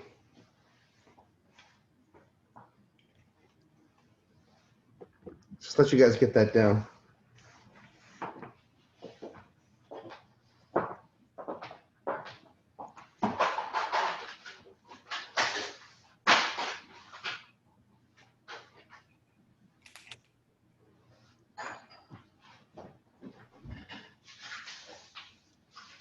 A is equal to what? I can't see that at the bottom. Sure. Hold on. Is that better? Yeah.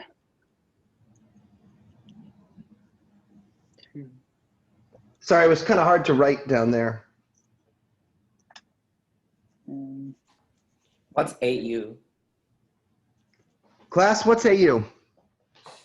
Astronomical unit? Yeah, it's the average distance between Earth and the sun. Thanks.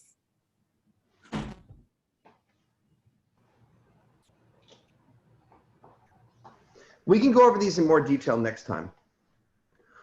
All right. Class, we're about to start homework 3, correct? Do you guys want a little break before we get into that? Because it'll take a little while. Yeah? Just Everyone feels breathe. that? I'm sorry I had to go a little over, guys, but we at least had to get that into our notes before we could start today. Okay, let's look at the time here. Exit full screen. It's 1:08. Let's say at 1:20, we'll pick back up. Sound like a plan? All right. Yes. Take a break. What chapter are we doing, Brendan? We're doing homework number 3, which is chapter 3. Okay. Okay? So you should be able to find that right in Blackboard there. If you Print it off. if we go to Blackboard and we go to homework, you'll find the problems right there under homework 3. All right? Okay. We'll take a pause. I'll see you guys at 20 past. Hello, everyone. Shall we get to homework number 3? Let's do this.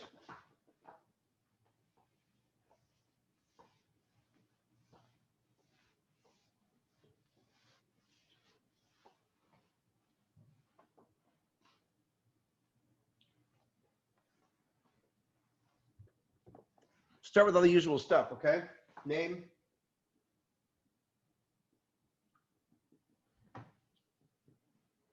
AS1010. Homework number 3, chapter 3. Jake, you got the numbers handy? Does anyone have the numbers? You're muted, Jake. I do. Yeah. Okay, Andrew, what are they? 48, 49, 52, 53, 54.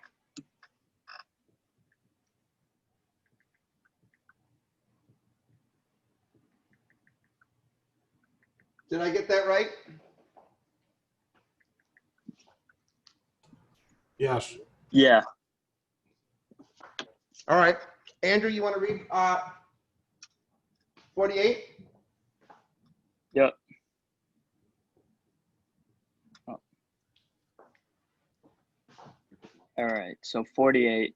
Chinese calendar. The traditional Chinese lunar calendar has 12 months in most years, but adds a 13th month to 22 of every 60 years. How many days does this give the Chinese calendar in each 60-year period? How does this compare to the number of days in 60 years on solar calendar? Based on your answer, explain how this scheme is similar to the scheme used by lunar calendar that followed the Metonic cycle.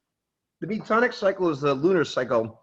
I may have mentioned in our previous lectures that you can make a calendar based off the cycles of the moon every bit as efficiently as you can from the sun. The Chinese calendar is a lunar calendar.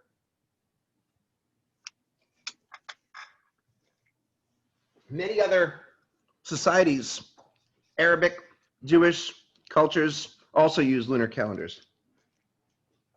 Now, here's the layout. When you're dealing with a Western solar calendar,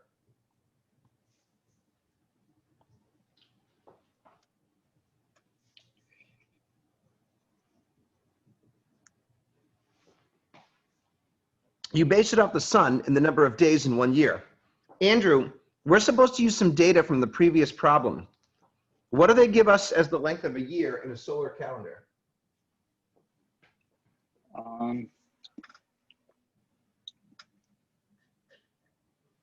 So take a peek at number 47. 365.2422 days.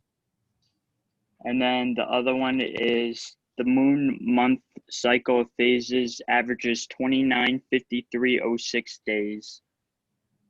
And then the solar years is 19, and it precisely equals to 235 cycles that's of that's all we need. lunar. We just needed those two conversion factors.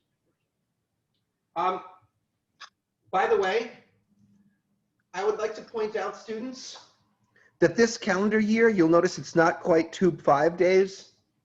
This is what is known as a tropical year. A tropical year is the exact length of time from spring equinox to spring equinox. That is not exactly the same as the time it takes Earth to go around the sun. They differ by 20 minutes because of the 26,000-year precession of Earth's axis tilt. So the number of days in a sidereal year is 365.25 something, something, something, something. This is a tropical year, a calendar year. Now, our goal is to calculate the number of days as precisely as possible, first for a 60-year period of a Chinese calendar, then for a 60-year period in a Western calendar. So let's do this. In 60 years, let's start with the Chinese lunar calendar. Guys, what do you think I should do to find out the number of days in a 60-year period?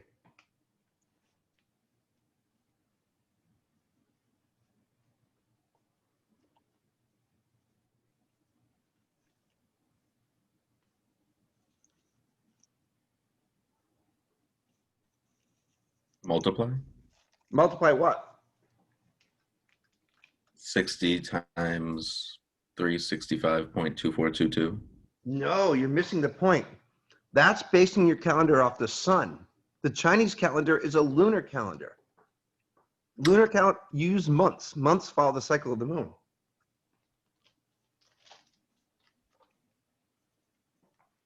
That's what we're going to do for the solar calendar in a minute. But for the lunar calendar, we have to do different.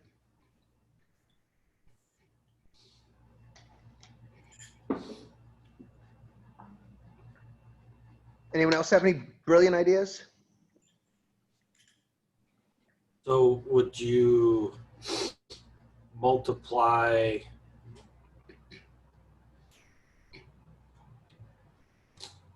12 times 38 to find out how many months are in the 12-month cycle, and then add 13 times 22 to get the total number of months, and then multiply that answer by 29.5306. Look at this guy. His problem-solving skills are sharp because he's been trained. But you need to use dimensional analysis. Yeah, because that's just a thing we do and make it stylish, right? Right, Gianna? We always use dimensional analysis, correct? All right. Yep, that's what I want to see. Nod away. Okay, so let's do what he said. Let's start with 12 months times, oh, sorry. It's kind of like 12 months per 1 year. 12 months per 1 year times 38 years. So that'll give us the number of months per year plus 13 months in 1 year times 22 years. What does that give us, students? Punch them up. Punch them up while I get some iced tea.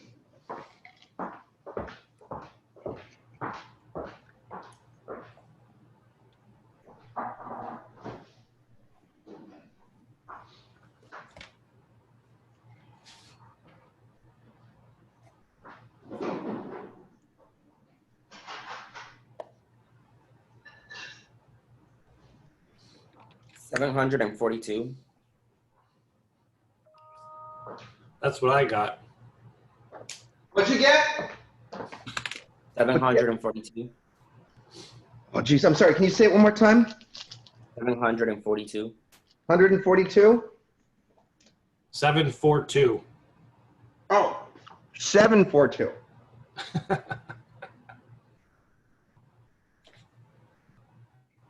And that's months, right? Yep. Yes. And now what was the second part of your motion there? Multiply 742 by 29.5306 days. All right. Let me get down to my niche for science here. 742 months times months to days. Yep. Wow, we have a lot of sig figs there, don't we? Yes, we do. 29.5306 per 1 month.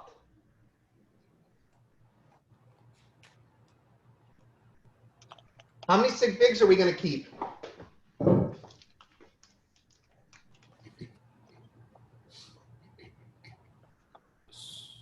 Six. No. Yeah. 3. Or, No. Yeah. This is not a precision because it's exactly 12 months per year. It's exactly 13 months per year. Do you see what I mean? Yep. That's not a measurement, that's a concept. This, however, is a measurement. It's the length of a synodic month.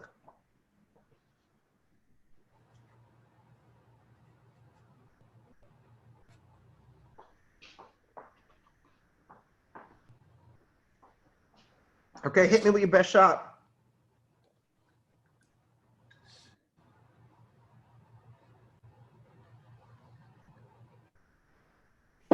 Sorry, I kind of needed that granola bar, guys.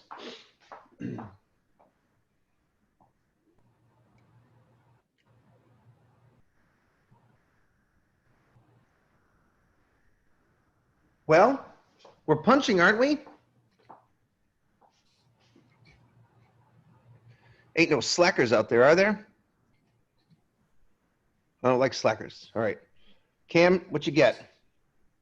That looks good, Cam. Keep 6 sig figs and tell me what your answer is. Gianna, what do you got? Show me your calci. Yep, that's good. That's good, Andrew. All right. So Cam, you want to tell me what that is? Yes, Kelly. But you have too many sig figs, Kelly. That's not, you got to round to 6 sig figs.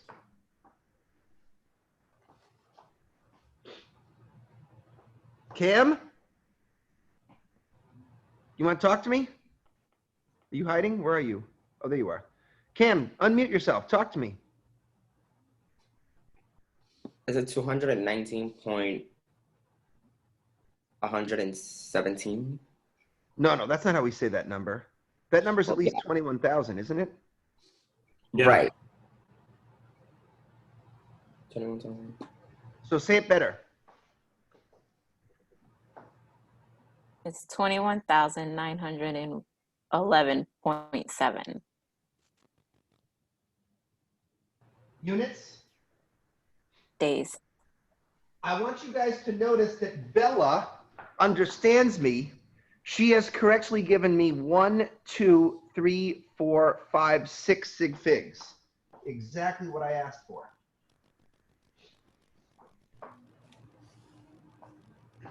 So that's the first part. That's for the Chinese lunar calendar. Now I'm going to erase some stuff up here so that I can do the second part.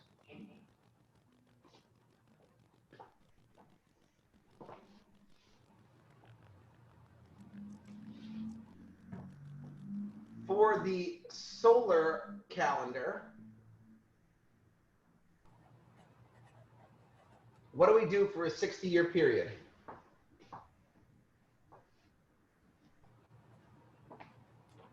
One of you guys suggested it earlier.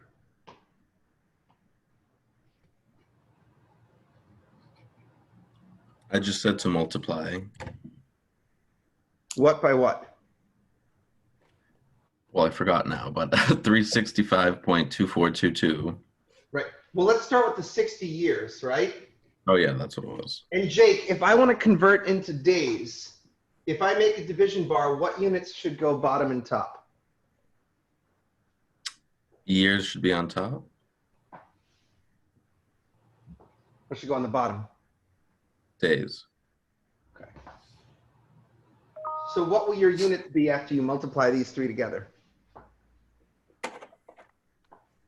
A year times a year is a year squared per day. So you were looking to get years squared per day, correct? Oh wait, no, you got to flip it. Yeah, that's what I was saying. Yeah. Okay, so try that again, Jake. All right. So days on top, years on bottom. And that way the years actually cancel out, right? Yeah. Okay, now Jake, give me some numbers, top and bottom. All right. Top should be 365.2422.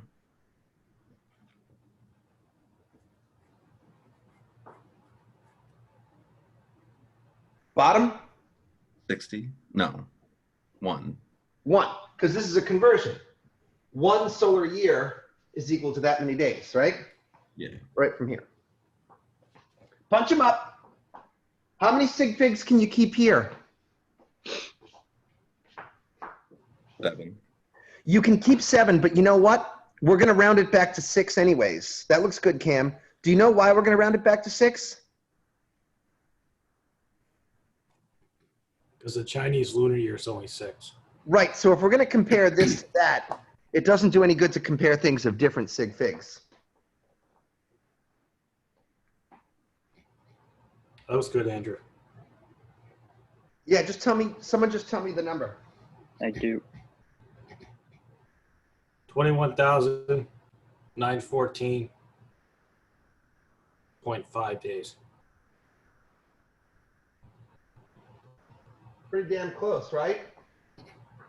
Yeah. Now listen, they want us to compare this to that. Whenever something is, I'm going to teach you guys a new skill now.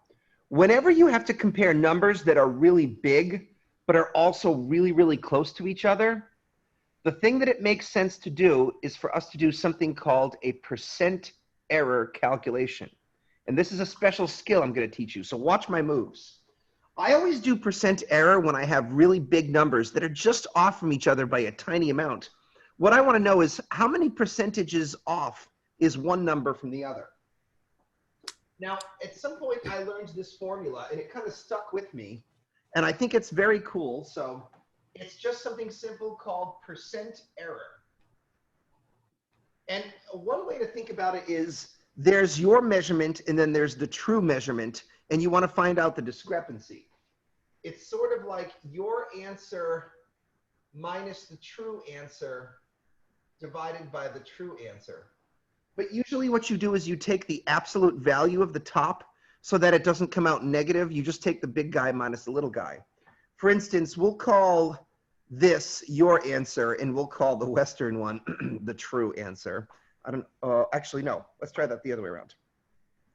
We'll make the big one your answer. Yes. Yes. And this, Because that'll be positive, not negative. right. Actually, I'm going to do something funny here. So I'll do the difference. So 21,914.5 days minus 21,911.7 days. But I want you guys to watch what I'm about to do here. I'm going to make the Western solar calendar the true answer. Now, you could argue with me and say, geez, why do you got to have your Western bias and make it all like that? The idea that I'm thinking is, normally we use a Western-based solar calendar. I want to know the percentage difference from the solar calendar as opposed to know the percentage difference from the lunar calendar. I think that makes sense since we use this kind of a calendar in our everyday lives. So we'll do that divided by 21,914.5 days. It's not going to really matter what you put in the bottom there, but I'm trying to do it right. So listen, guys, you got to do the top and hit equals first before you divide. In other words, when you punch that in, make sure you're doing 21,914.5 minus 21,911.7, and then hit equals. That's the difference. They're only off by 2.8 lousy days as a percentage of 21,914.5. What do you get? Round your answer to 2 significant figures. Because we don't. 1.3 times 10 to the negative 4. Okay, now Bella, show me how to write that as a decimal. Convert it from scientific notation into a proper decimal. Alright, so it's 0.00013. Yeah, the 1 has got to be in the 4th place.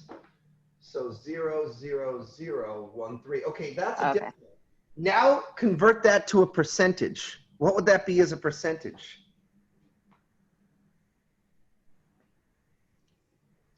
0.013%.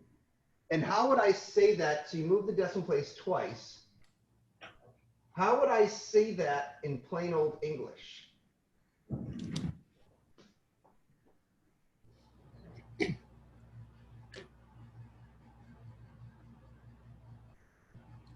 Thirteen thousandths. 13 thousandths of 1%. Conclusion?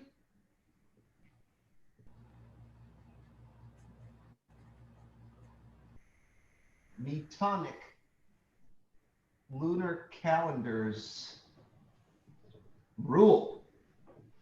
They only differ from a solar calendar by 13 thousandth of a percent in a 60-year period.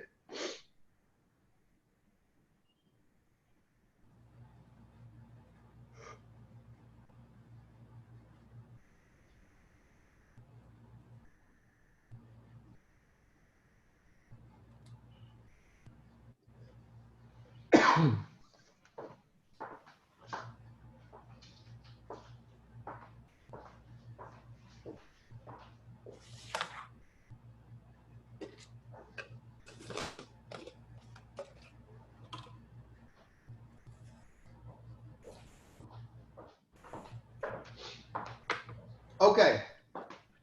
Our next problem is about something called the Method of Eratosthenes. I didn't lecture on this because I knew this problem would be a kind of intense one. Is everyone satisfied with 48?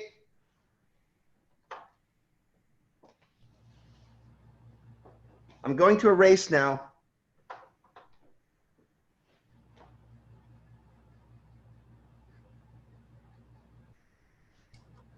Joel, can you read us number 49?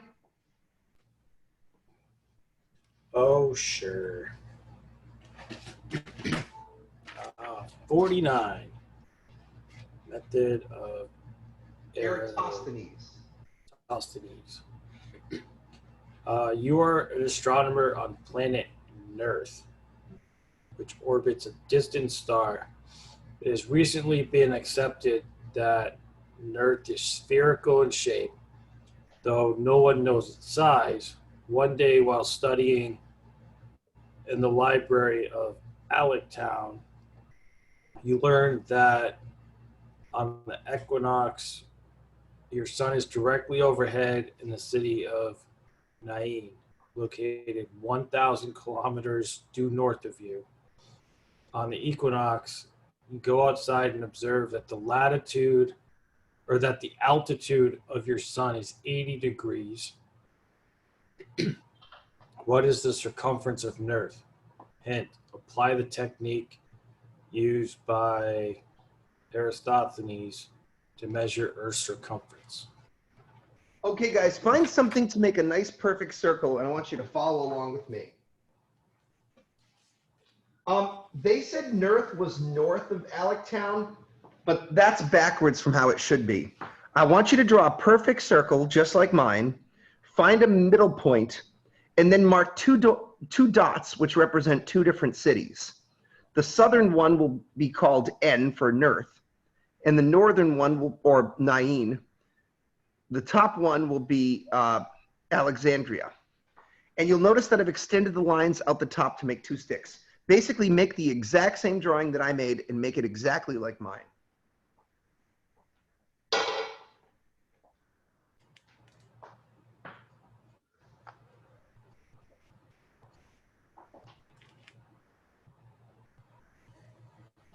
Oh, I need the givens again, Joel. So I know you're drawing, but what were the givens again? It was, there was 1,000 kilometers between the two cities, right?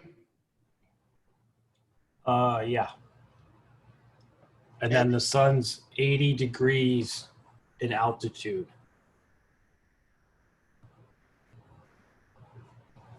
In Alexandria.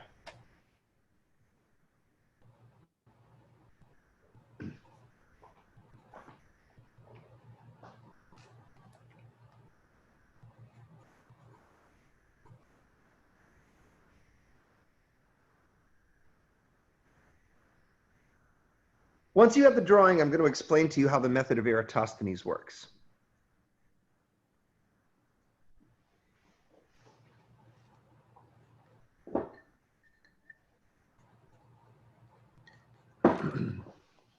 Okay. Let me show you something, guys, so you can understand historically what's going on here. Eratosthenes was a famous Greek astronomer who did something very clever that helped him determine the circumference of Earth. And keep in mind, this is before people had explored the entire surface of Earth, or at least before Greeks had explored the entire surface of Earth.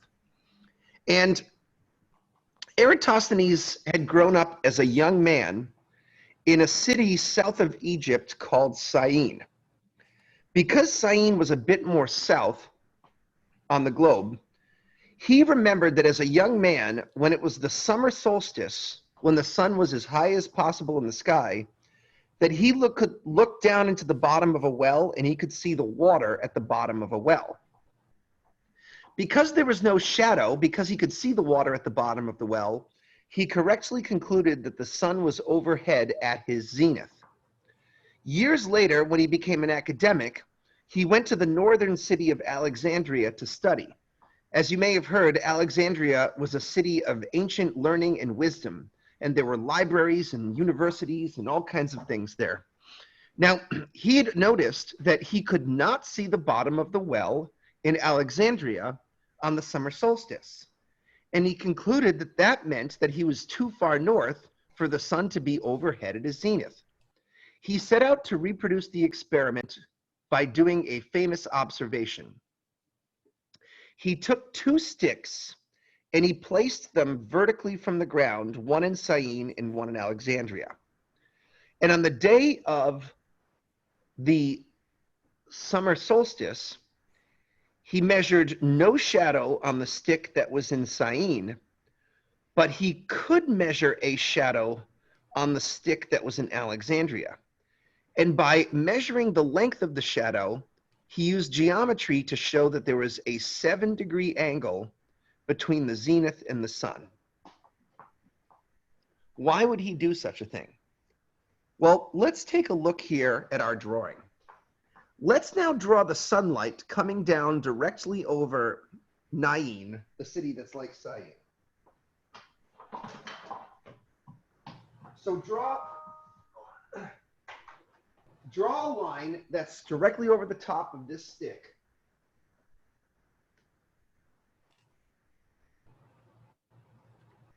And make a ray that's going towards the sun. I probably should have used this marker instead.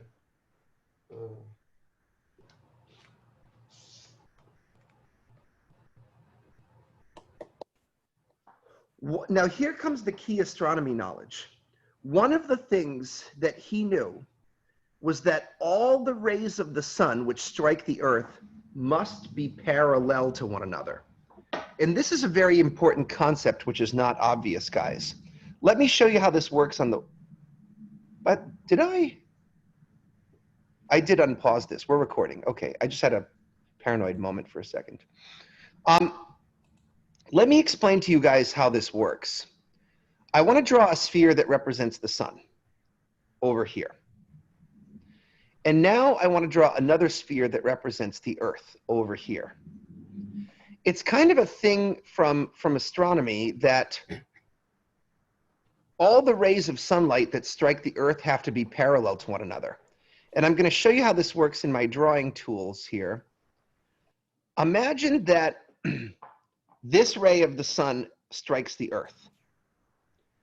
Another ray that's going to strike the earth has to be perfectly parallel to that one, because if it even deviates by just 1 tiny degree, okay, let's say my ray is just 1 degree off, by the time it travels 1 astronomical unit, those, oops, That's not what I wanted. Control Z. Those rays will deviate so much by the time they hit 1 astronomical unit that they will miss the Earth. Therefore, if you are good at geometry, you recognize that only rays that are parallel to one another from the sun will actually strike the Earth. Very cool. That means that we have to draw our next ray of sunlight completely perpendicular to that one. I'm sorry, completely parallel to that one. So watch me. I'm going to make sure this next ray of sunlight is also parallel. And I'm going to draw it to the best of my ability. Here, make sure it touches the foot of the stick. This ray is also to the sun.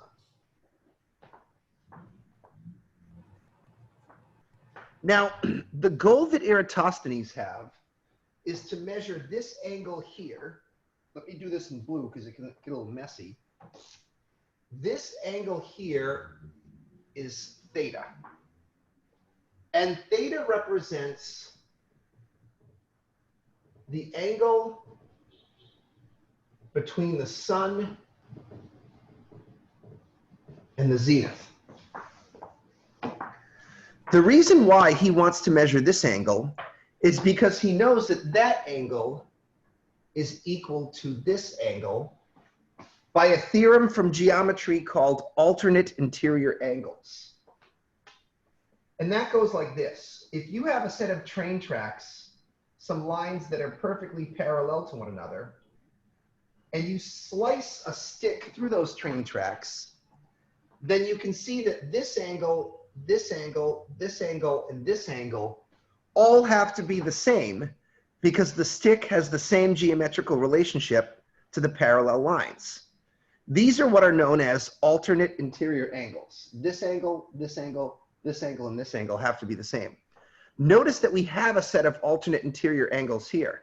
This angle is equal to an angle here, which is also equal to that angle there. Why would he want the angle between the two cities? Well, let me demonstrate why.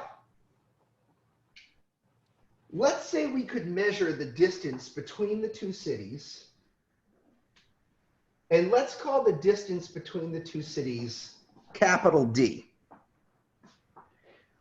Eratosthenes knows that if you take the ratio of theta to 360 degrees, that will have to be the same as the ratio of the distance to the two cities to the circumference of the circle.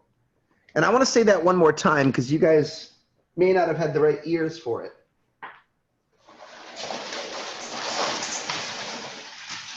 Sorry, my slinky just went overboard. If you cut a piece of pizza, and that pizza is, I don't know, a quarter of a piece of pizza, the angle that it makes is 90 degrees, which is 1/4 of 360. But the crust will also have to be 1/4 of the circumference of the crust, because the ratio of the angle to 360 is the ratio of the crust to the entire perimeter of the pizza. But that means you can do algebra and you can solve for the circumference of Earth. If you solve that equation by flipping circumference up, you get that the circumference of Earth is equal to 360 degrees divided by theta times the distance between the two cities. And this, my friends, is known as the method of Eratosthenes. It's a way to measure the circumference of your planet just by measuring the shadows on some sticks.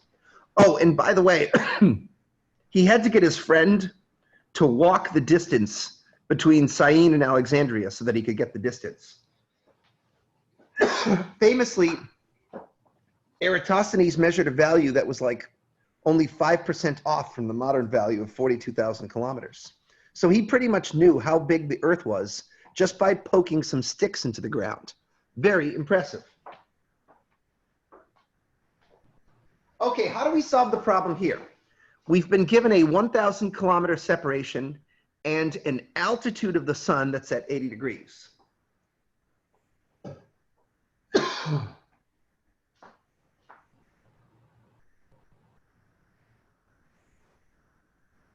What do you guys think I should do?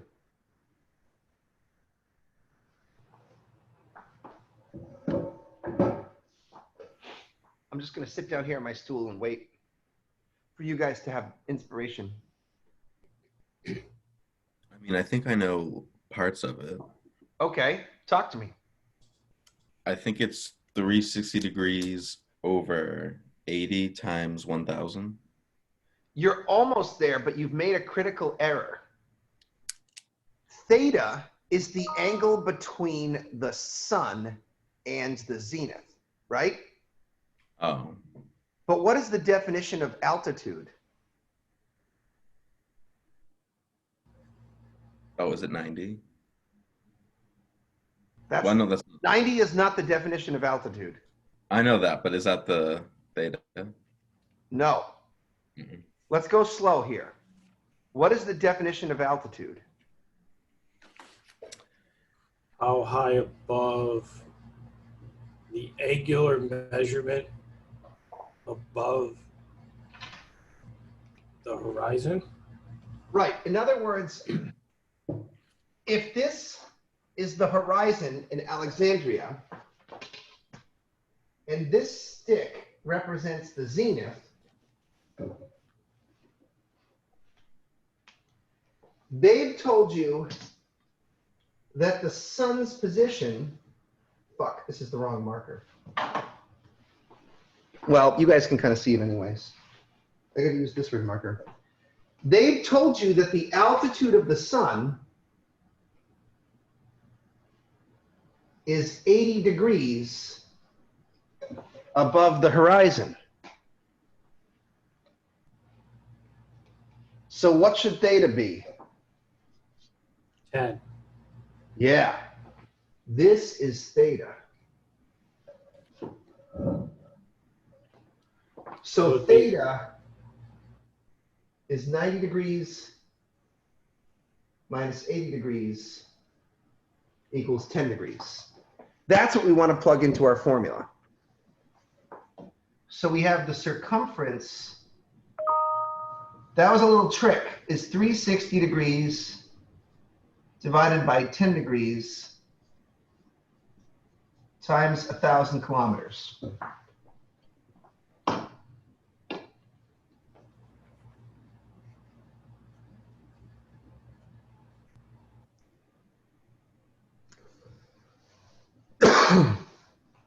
Sorry. What does that give us, students?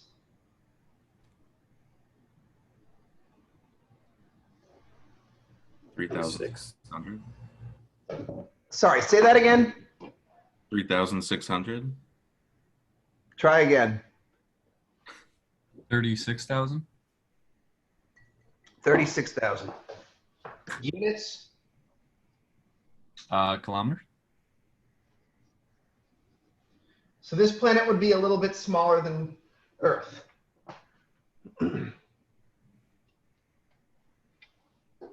Earth's 42,000. Yeah.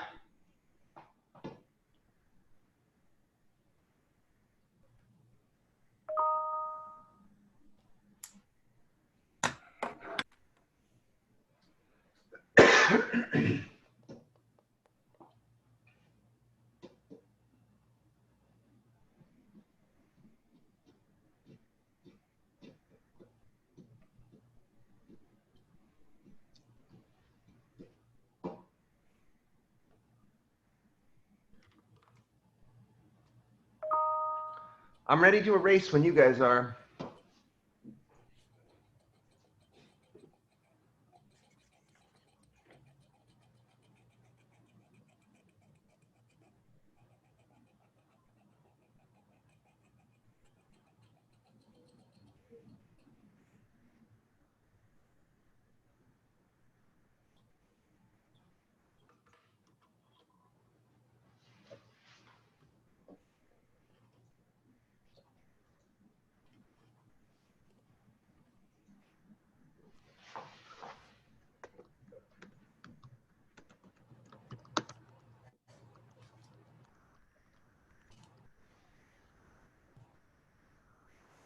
All right.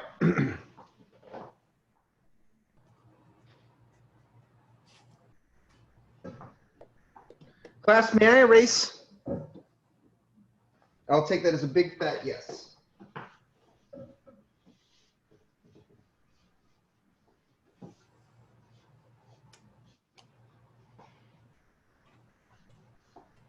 Those were the hard problems, so the rest of this should be smooth sailing. Hey, Gianna, you're the next person in my little box. Are you down to read a problem for me? Sure. Okay. So we want. What's next one? 52. Yes, and give me the title too. Okay. Eris orbit. The dwarf planet Eris orbits the sun every 557 years. What is its average distance, semi-major axis from the sun? How does its average distance compare to that of Pluto?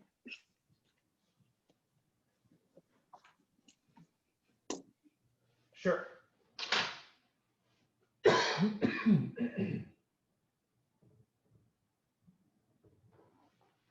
So we've been given the period of Eris's orbit.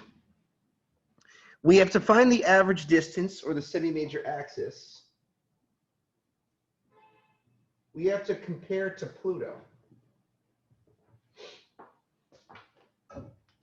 Now, students, the average distance, or the semi-major axis of an ellipse, is called A. So basically, we want to find A. A is the symbol known as the semi-major axis of the orbit, which is the same as the average distance. And to do this, we're going to want to use p squared equals a cubed. This is the Kepler's third law. We have the period, so let's recognize that what we've been given here is the period, and we need to find the A. So we'll reverse the equation. A cubed is equal to p squared. We're going to have to get rid of this cube. Does anyone know how to do that?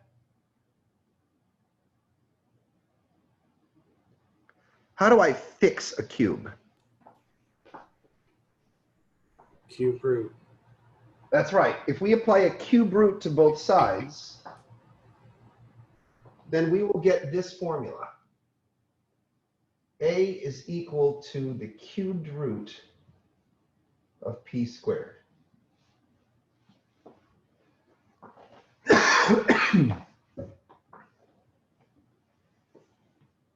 Down here, I'll set it up.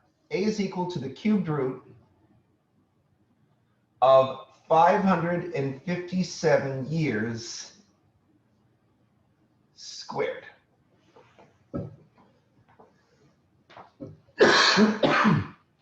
Oh man, I've got something in my throat. And I sure hope it's not coronavirus. Okay, here we go. Now it's time to learn how to do that. Let's see. I need to adjust the focus here. That looks pretty good. And let me get a pencil out.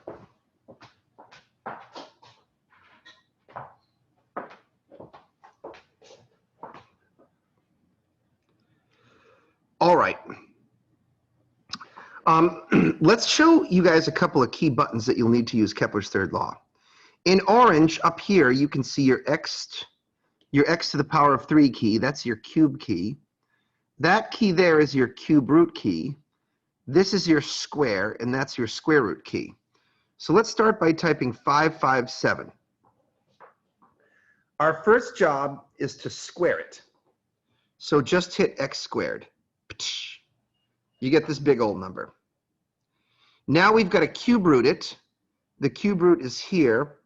We have to hit shift and then cube root. That's what you see on your calculator. How many sig figs should I keep? 6. 3. 3, okay. You have 3 going in. You can only keep 3 coming out. So what do I want to round it to then? 67.7.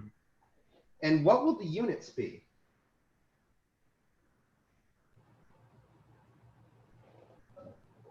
Years? It looks like it's going to be years, but this is a magical formula. Go back and look at your notes where I gave you Kepler's third law.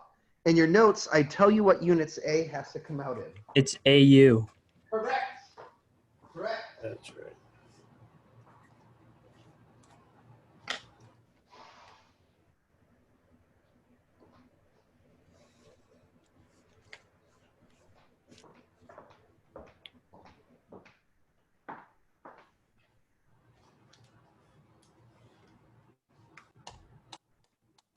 Box that up. Now we're going to compare it to the orbit of Pluto. Luckily, I have that memorized for you. For Pluto, the semi-major axis is 39.9 AU. So we can divide the semi-major axis of the dwarf planet Eris divided by Pluto, 67.7 AU over 39.9 AU. What do you get?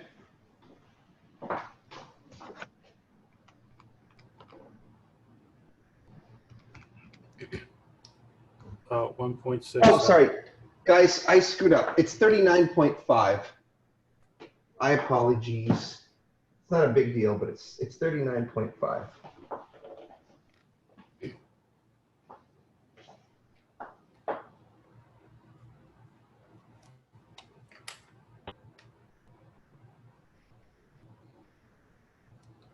was close. I did it in my head.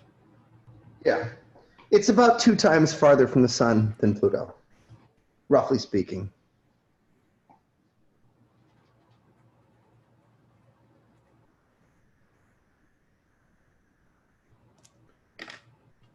That was nice and quick. Should we box it up? Yeah, if you want to. I don't care.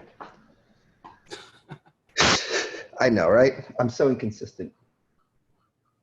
It's not very classy of you. It is not very classy. I'm not feeling classy today.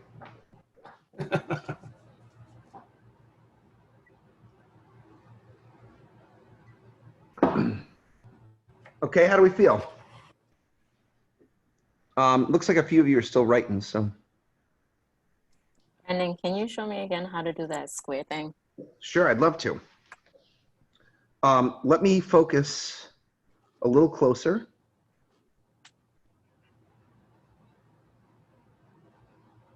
Go to speaker view. Okay, can you see this okay? Yes. Okay. So we started off with 557. So let's type that in. That's our period in years, right? Now, Bella, do you see right above my pinky finger how it says x squared? Yeah. Sorry, not pinky, pointy finger. What the hell is this finger called? Above my pointy finger, x squared, so we just hit that and that squares it. Now the cube root is here next to the plus minus key, but I have to hit shift because it's in orange. So to cube root it rather, I hit shift and then I cube root. Okay. Thank you. Got it. Bella, maybe you could pay for that by helping us to read the next problem. Is that okay?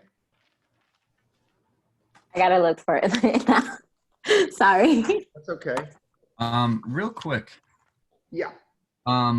So astronomical units is equivalent to the average distance between the sun and the Earth. Is that Correct. it? And Yep. what is the number on that? 150. Well, if you want to convert it into some other units, 1 AU is equal to 150 million kilometers. Okay. If you want some other units, it's 93 million miles or 150 billion meters. I don't know it in inches, but I could probably figure it out. But it's 150 million kilometers. Okay, great. Thank you. Yep. All right. I got it now. Okay, yay. New planet Let me get New planet orbit.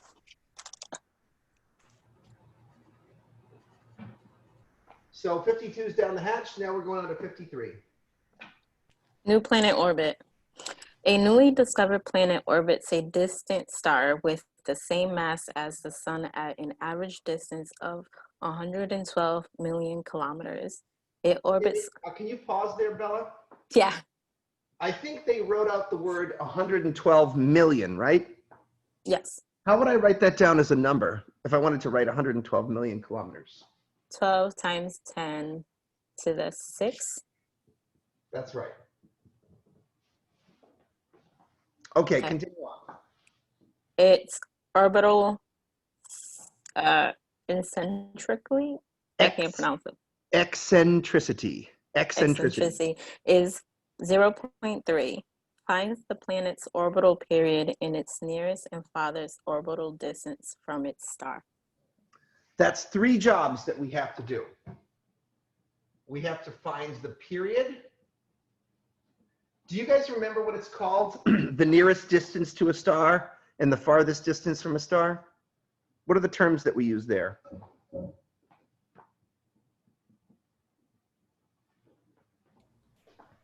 Vocab? Period.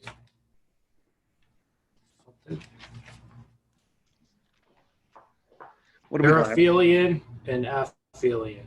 Yeah. Now, oops. Let me stop share here. Share screen. Oops. No, that's not right. Here we go.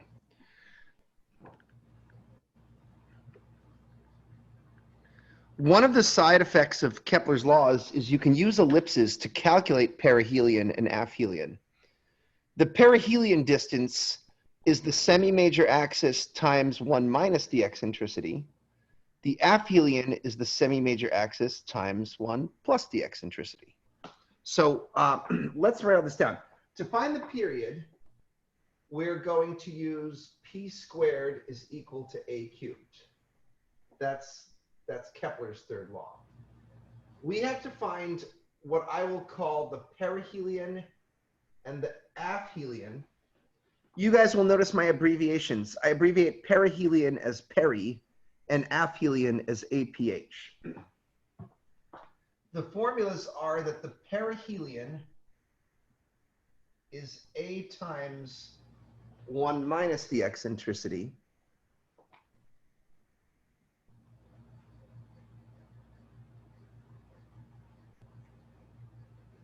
Aphelion is 1 plus the eccentricity.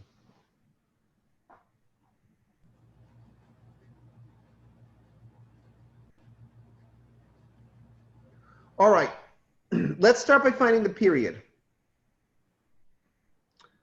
What should I do? I need a procedure here.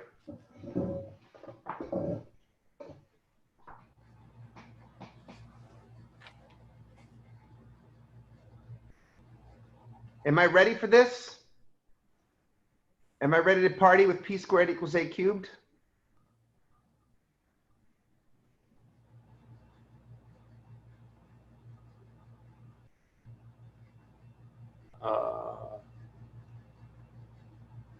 You could.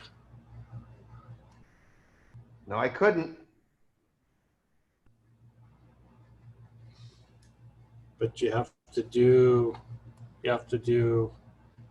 112 times 10 to the 6 kilometers times 1 minus 0.3. No. Don't bother with this yet. Okay. Let's find the period first.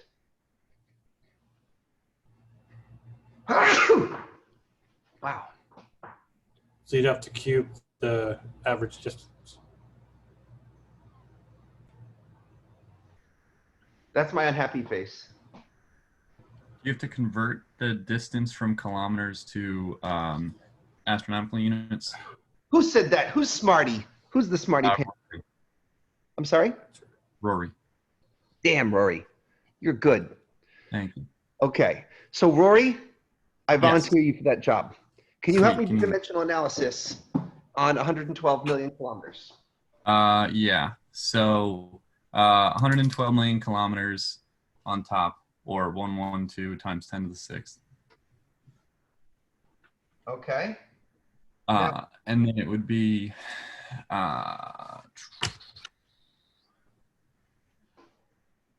Rory, just stay cool and follow the steps of dimensional analysis. That's step one. Okay. Step one. So, and then you do the units. So AU is on top. Hold on. First, we have to set up our division bar, right? Oh, yeah. Sorry. Now you can do units. Okay. So AU is on top and kilometers is on the bottom.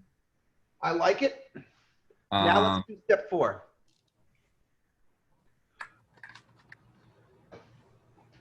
What was that conversion factor I gave you guys earlier?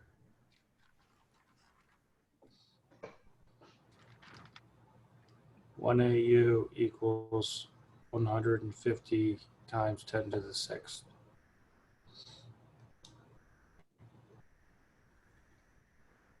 One 150 times 10 to the 6 what? Kilometers. Yeah.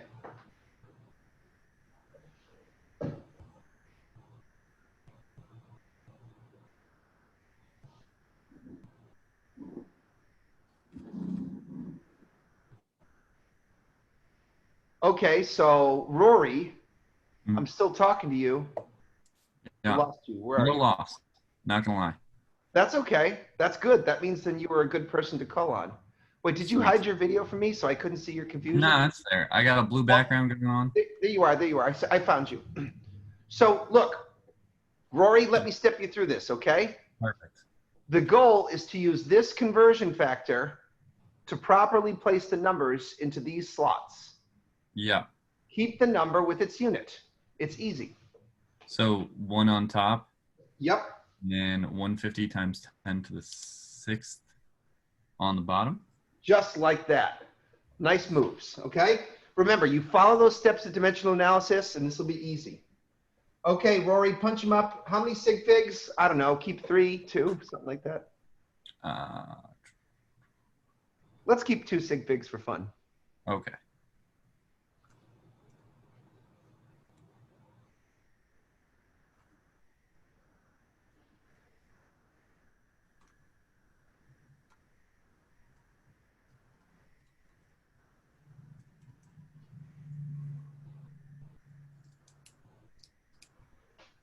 Is it, oh man, I got 746.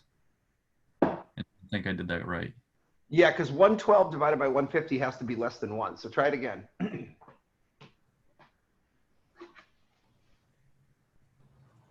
Look, Roy, I got 26.88. Oh my gosh, no. Guys, this is on top, this is on bottom. Yes, Gianna. Wait, no, Gianna.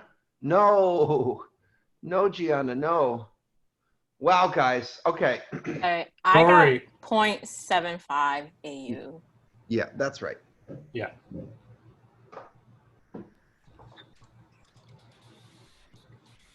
Wait, how? All right, this is on the top, this is on the bottom. Watch. Right. You got to use your EXP key. Just watch me, guys. 112 EXP6 divided by 150 EXP6. Ooh, okay. I bet you guys were typing times 10 like a bunch of losers, okay? Let's see, 112, let's see what happens. I did that. Yeah, well, that's when you're going to get it wrong. You got to use your EXP key, okay? Now that we have our semi-major axis in astronomical units, now we can deploy the p²=a³ stuff. But I'm going to need some more board space, so everyone finish writing this down.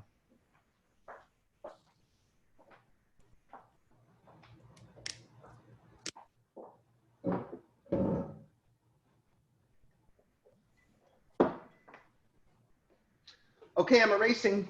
Sorry, got to do it.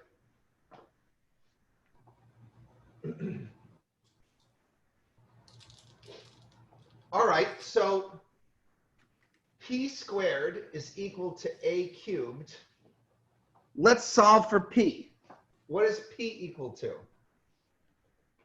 We don't want P squared after all, we want P.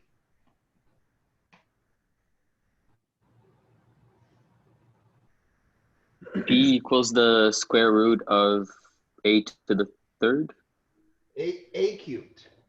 A cubed, sorry. That's right. So P is equal to the square root, and our A was 0.75 AU cubed. All right. Time to flip it and reverse it, okay?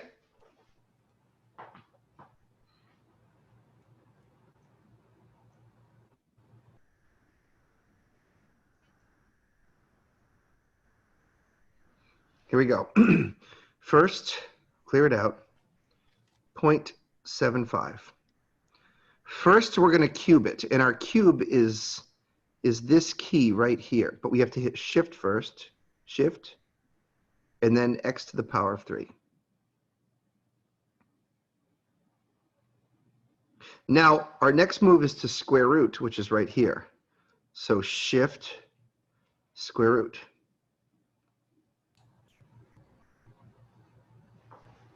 What's my final answer? 0.65 astronomical units. 2 sig figs. It's not AU. P is a time. 0.65. Units?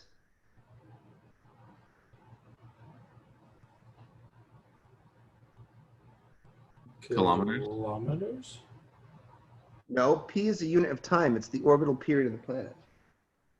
Years. That's right. P is always measured in years. Let's box it. I'm feeling classy again.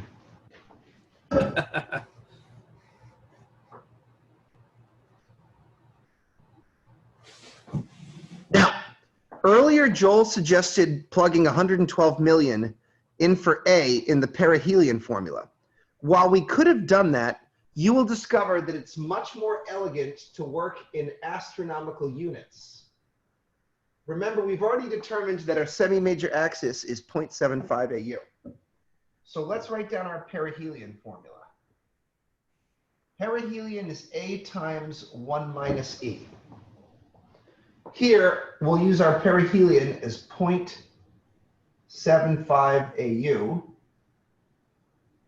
What was our eccentricity again? Was it 0.3? Yes.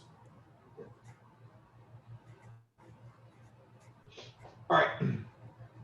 I'd like to show you the way I like to punch this. I like to use my parenthesis keys, which can be seen here and here. So punch along with me and do this in memory of me, okay? I'm going to do 0.75 times, open parentheses, 1 minus 0.3. Now I will close my parentheses. That's the inside of the parentheses. And then I hit equals. Final answer? 0.525. 0.525.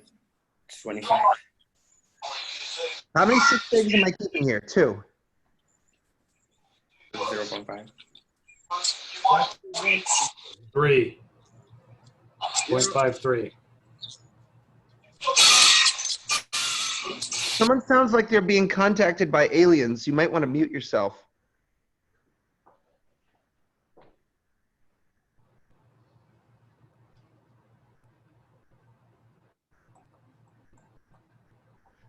Now let's do the aphelion distance.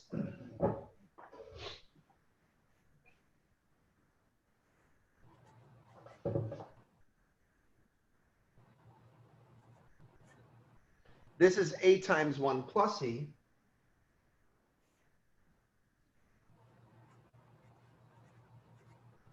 .75 times 1 plus 0.3.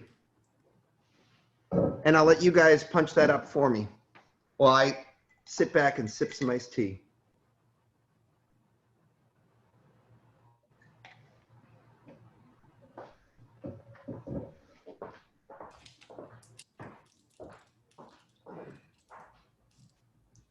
I got 0.98. Me too. What did you get? 0.98 Yeah. Units? astronomical units. Very good.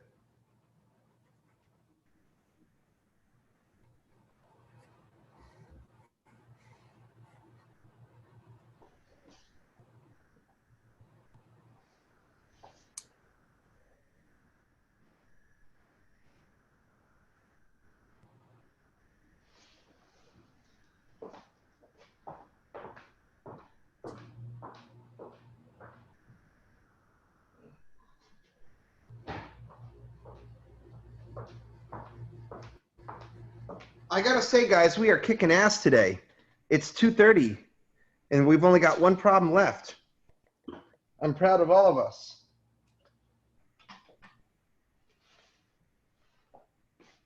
I'll erase, but I need to know when you guys are ready. So, does anyone have an objection with me erasing? Okay. And that's what I'm going to do.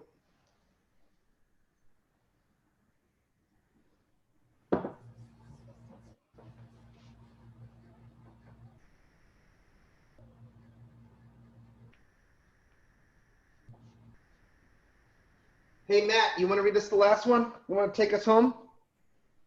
Yes, I can do it. It's number 54, right? Yes, sir. All right. Halley orbit. Wait, ready? Okay. Halley's comet orbits the sun every 76.0 years and has an orbital eccentricity of 0.97. A, find its average distance from the sun, semi-major axis, and B, find its perihelion and aphelion distances.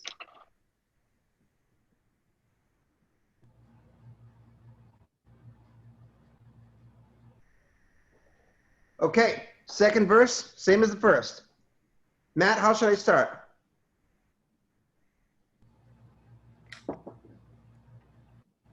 We should convert to AU again? That doesn't make sense here. Mm. Matt, let's take a look at what's going on here. This is slightly different than the, every time I switch over, your box keeps moving around. There you are, okay. Matt, in the formula, p squared is equal to a cubed. P is the period of the planet's orbit. A is the distance from the sun to the planet. And A is always measured in AU. Fuck, I gotta not use this marker. Hold on. A is always measured in AU. P is always measured in years. Does that help explain why what you said doesn't make sense? Matt, we need to understand what were we given and what are we being asked for? Mm-hmm. What were we given? The Halley's comet orbit and the orbital eccentricity. Hold on. Halley's comet orbit doesn't make sense. What about Halley's comet orbit were we given? What is how it orbits the sun? Well, it orbits the sun on an ellipse, but that's how, the time that it takes for it to orbit the sun. In other words, what's this called? Synodic? No. Sidereal. Sidereal, sorry. Sidereal what? You're not, what does the P stand for? You said every word except the word I want you to say. You have been given the perihelion? Perihelion. I'm gonna go shoot myself. What is this? How long it takes for the comet to orbit the sun. Otherwise known as a planet's orbital blank. Period. Period. Okay, sorry. You've been given. Okay. Matt, you cannot convert the period into AU. That's like trying to convert dollars into donuts. or kitties into ice cream cones. They just ain't the same thing, right? Right. I guess there is a conversion to dollars to donuts, but forget about that. Depends on too many things. Yeah. Yeah. Okay, so in other words, how should we begin then, Matt? You're still learning, so that's okay. You know, we're bumbling through this. That's what I expect. So how should I begin, Matt?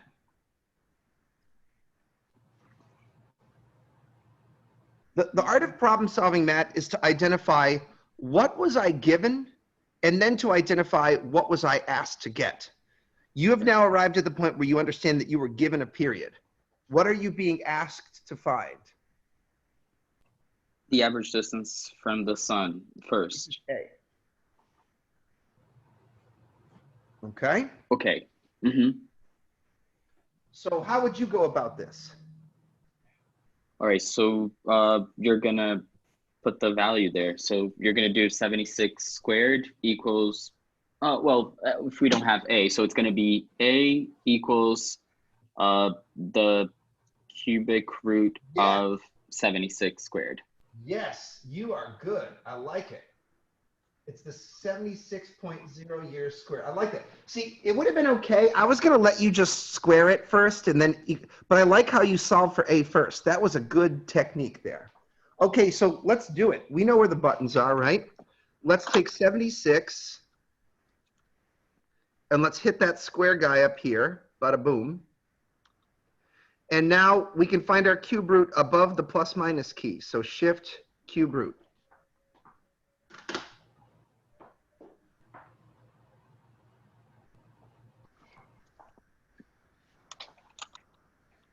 All right, so it's a 17.9. Well, if it's only 2, so would it be 18 because it's only 3? Oh, so 19.9. Wait, 19.9? Astronomical. No, 17.9. I'm sorry. Astronomical units. Excellent. 3 sig figs in, 3 sig figs out. All right. Now let's bust out our perihelion and aphelion formulas. Perihelion is A times 1 minus E. That's 17.9 AU times 1 minus 0.97. Meanwhile, our aphelion is A times 1 plus E. That's 17.9 AU times 1 plus 0.97.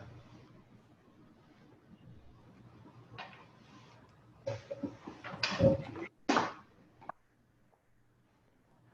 let you guys do the punching.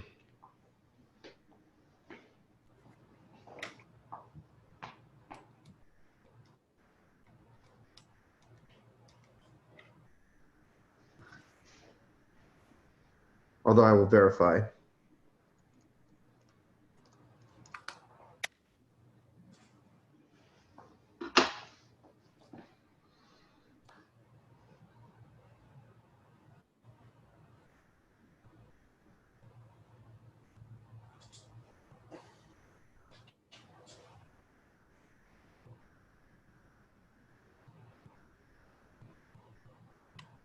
For the first one, I got 0.537. But we should keep 2 sig figs this time. So round that to 2 sig figs, Juan. Got it. Juan, what would that be to 2 significant figures? How do you round that to 2 sig figs? Is it 0.6? No. I struggle with this a lot. Okay, so, well then let's learn. Here's a hint. The 0 is not a significant figure. So you got to keep just these 2. Okay. So what would that be? 53. But if you're throwing away a 7, you've got to use proper rounding rules. So 54. 0.54. Excellent. And the units?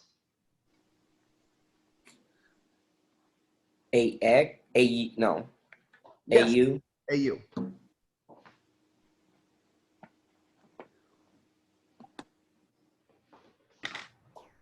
How about the aphelion distance?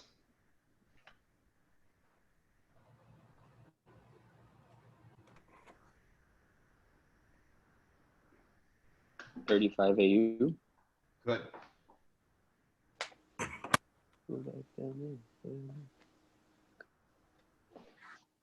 And that, friends, concludes homework number 3.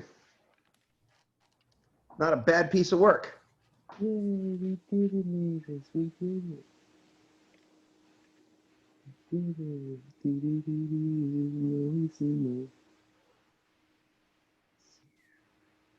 Okay, come on.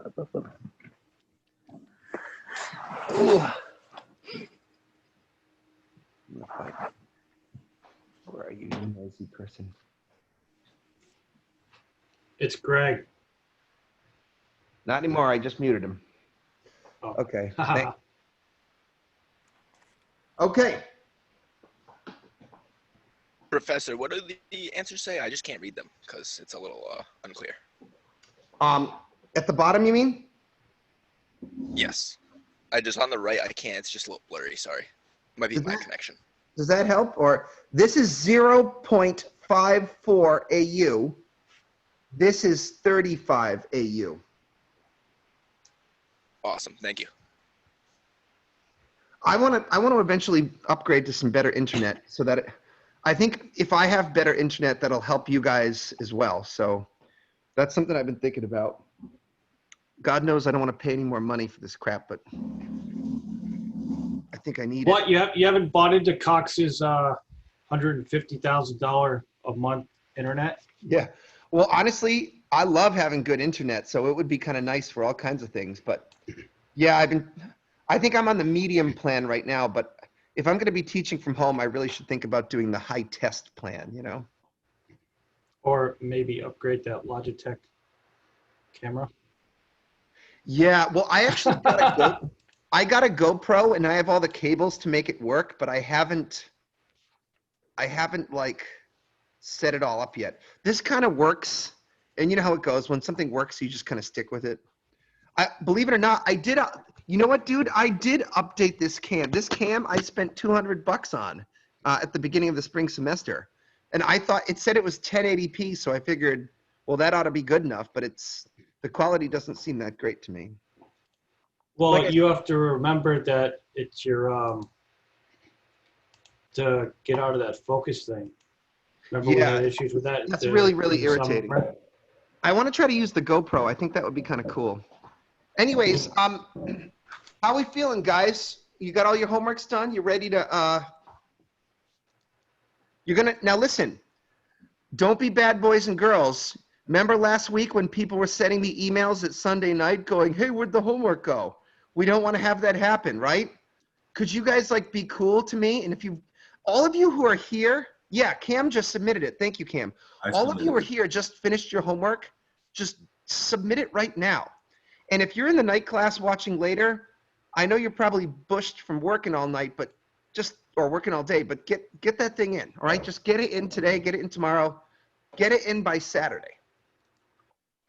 Okay, Kelly, thank you. Okay, so are there any other questions that I need to address, or? Remember, for next class, if you guys want to do the lab real nice with me, go to CVS, get some push pins. I got these at the UPS store. Get a little loop of string or some dental floss and cut a piece of cardboard off your beer box, and we can make fancy ellipses together next time. All right, I'm going to stop the recording.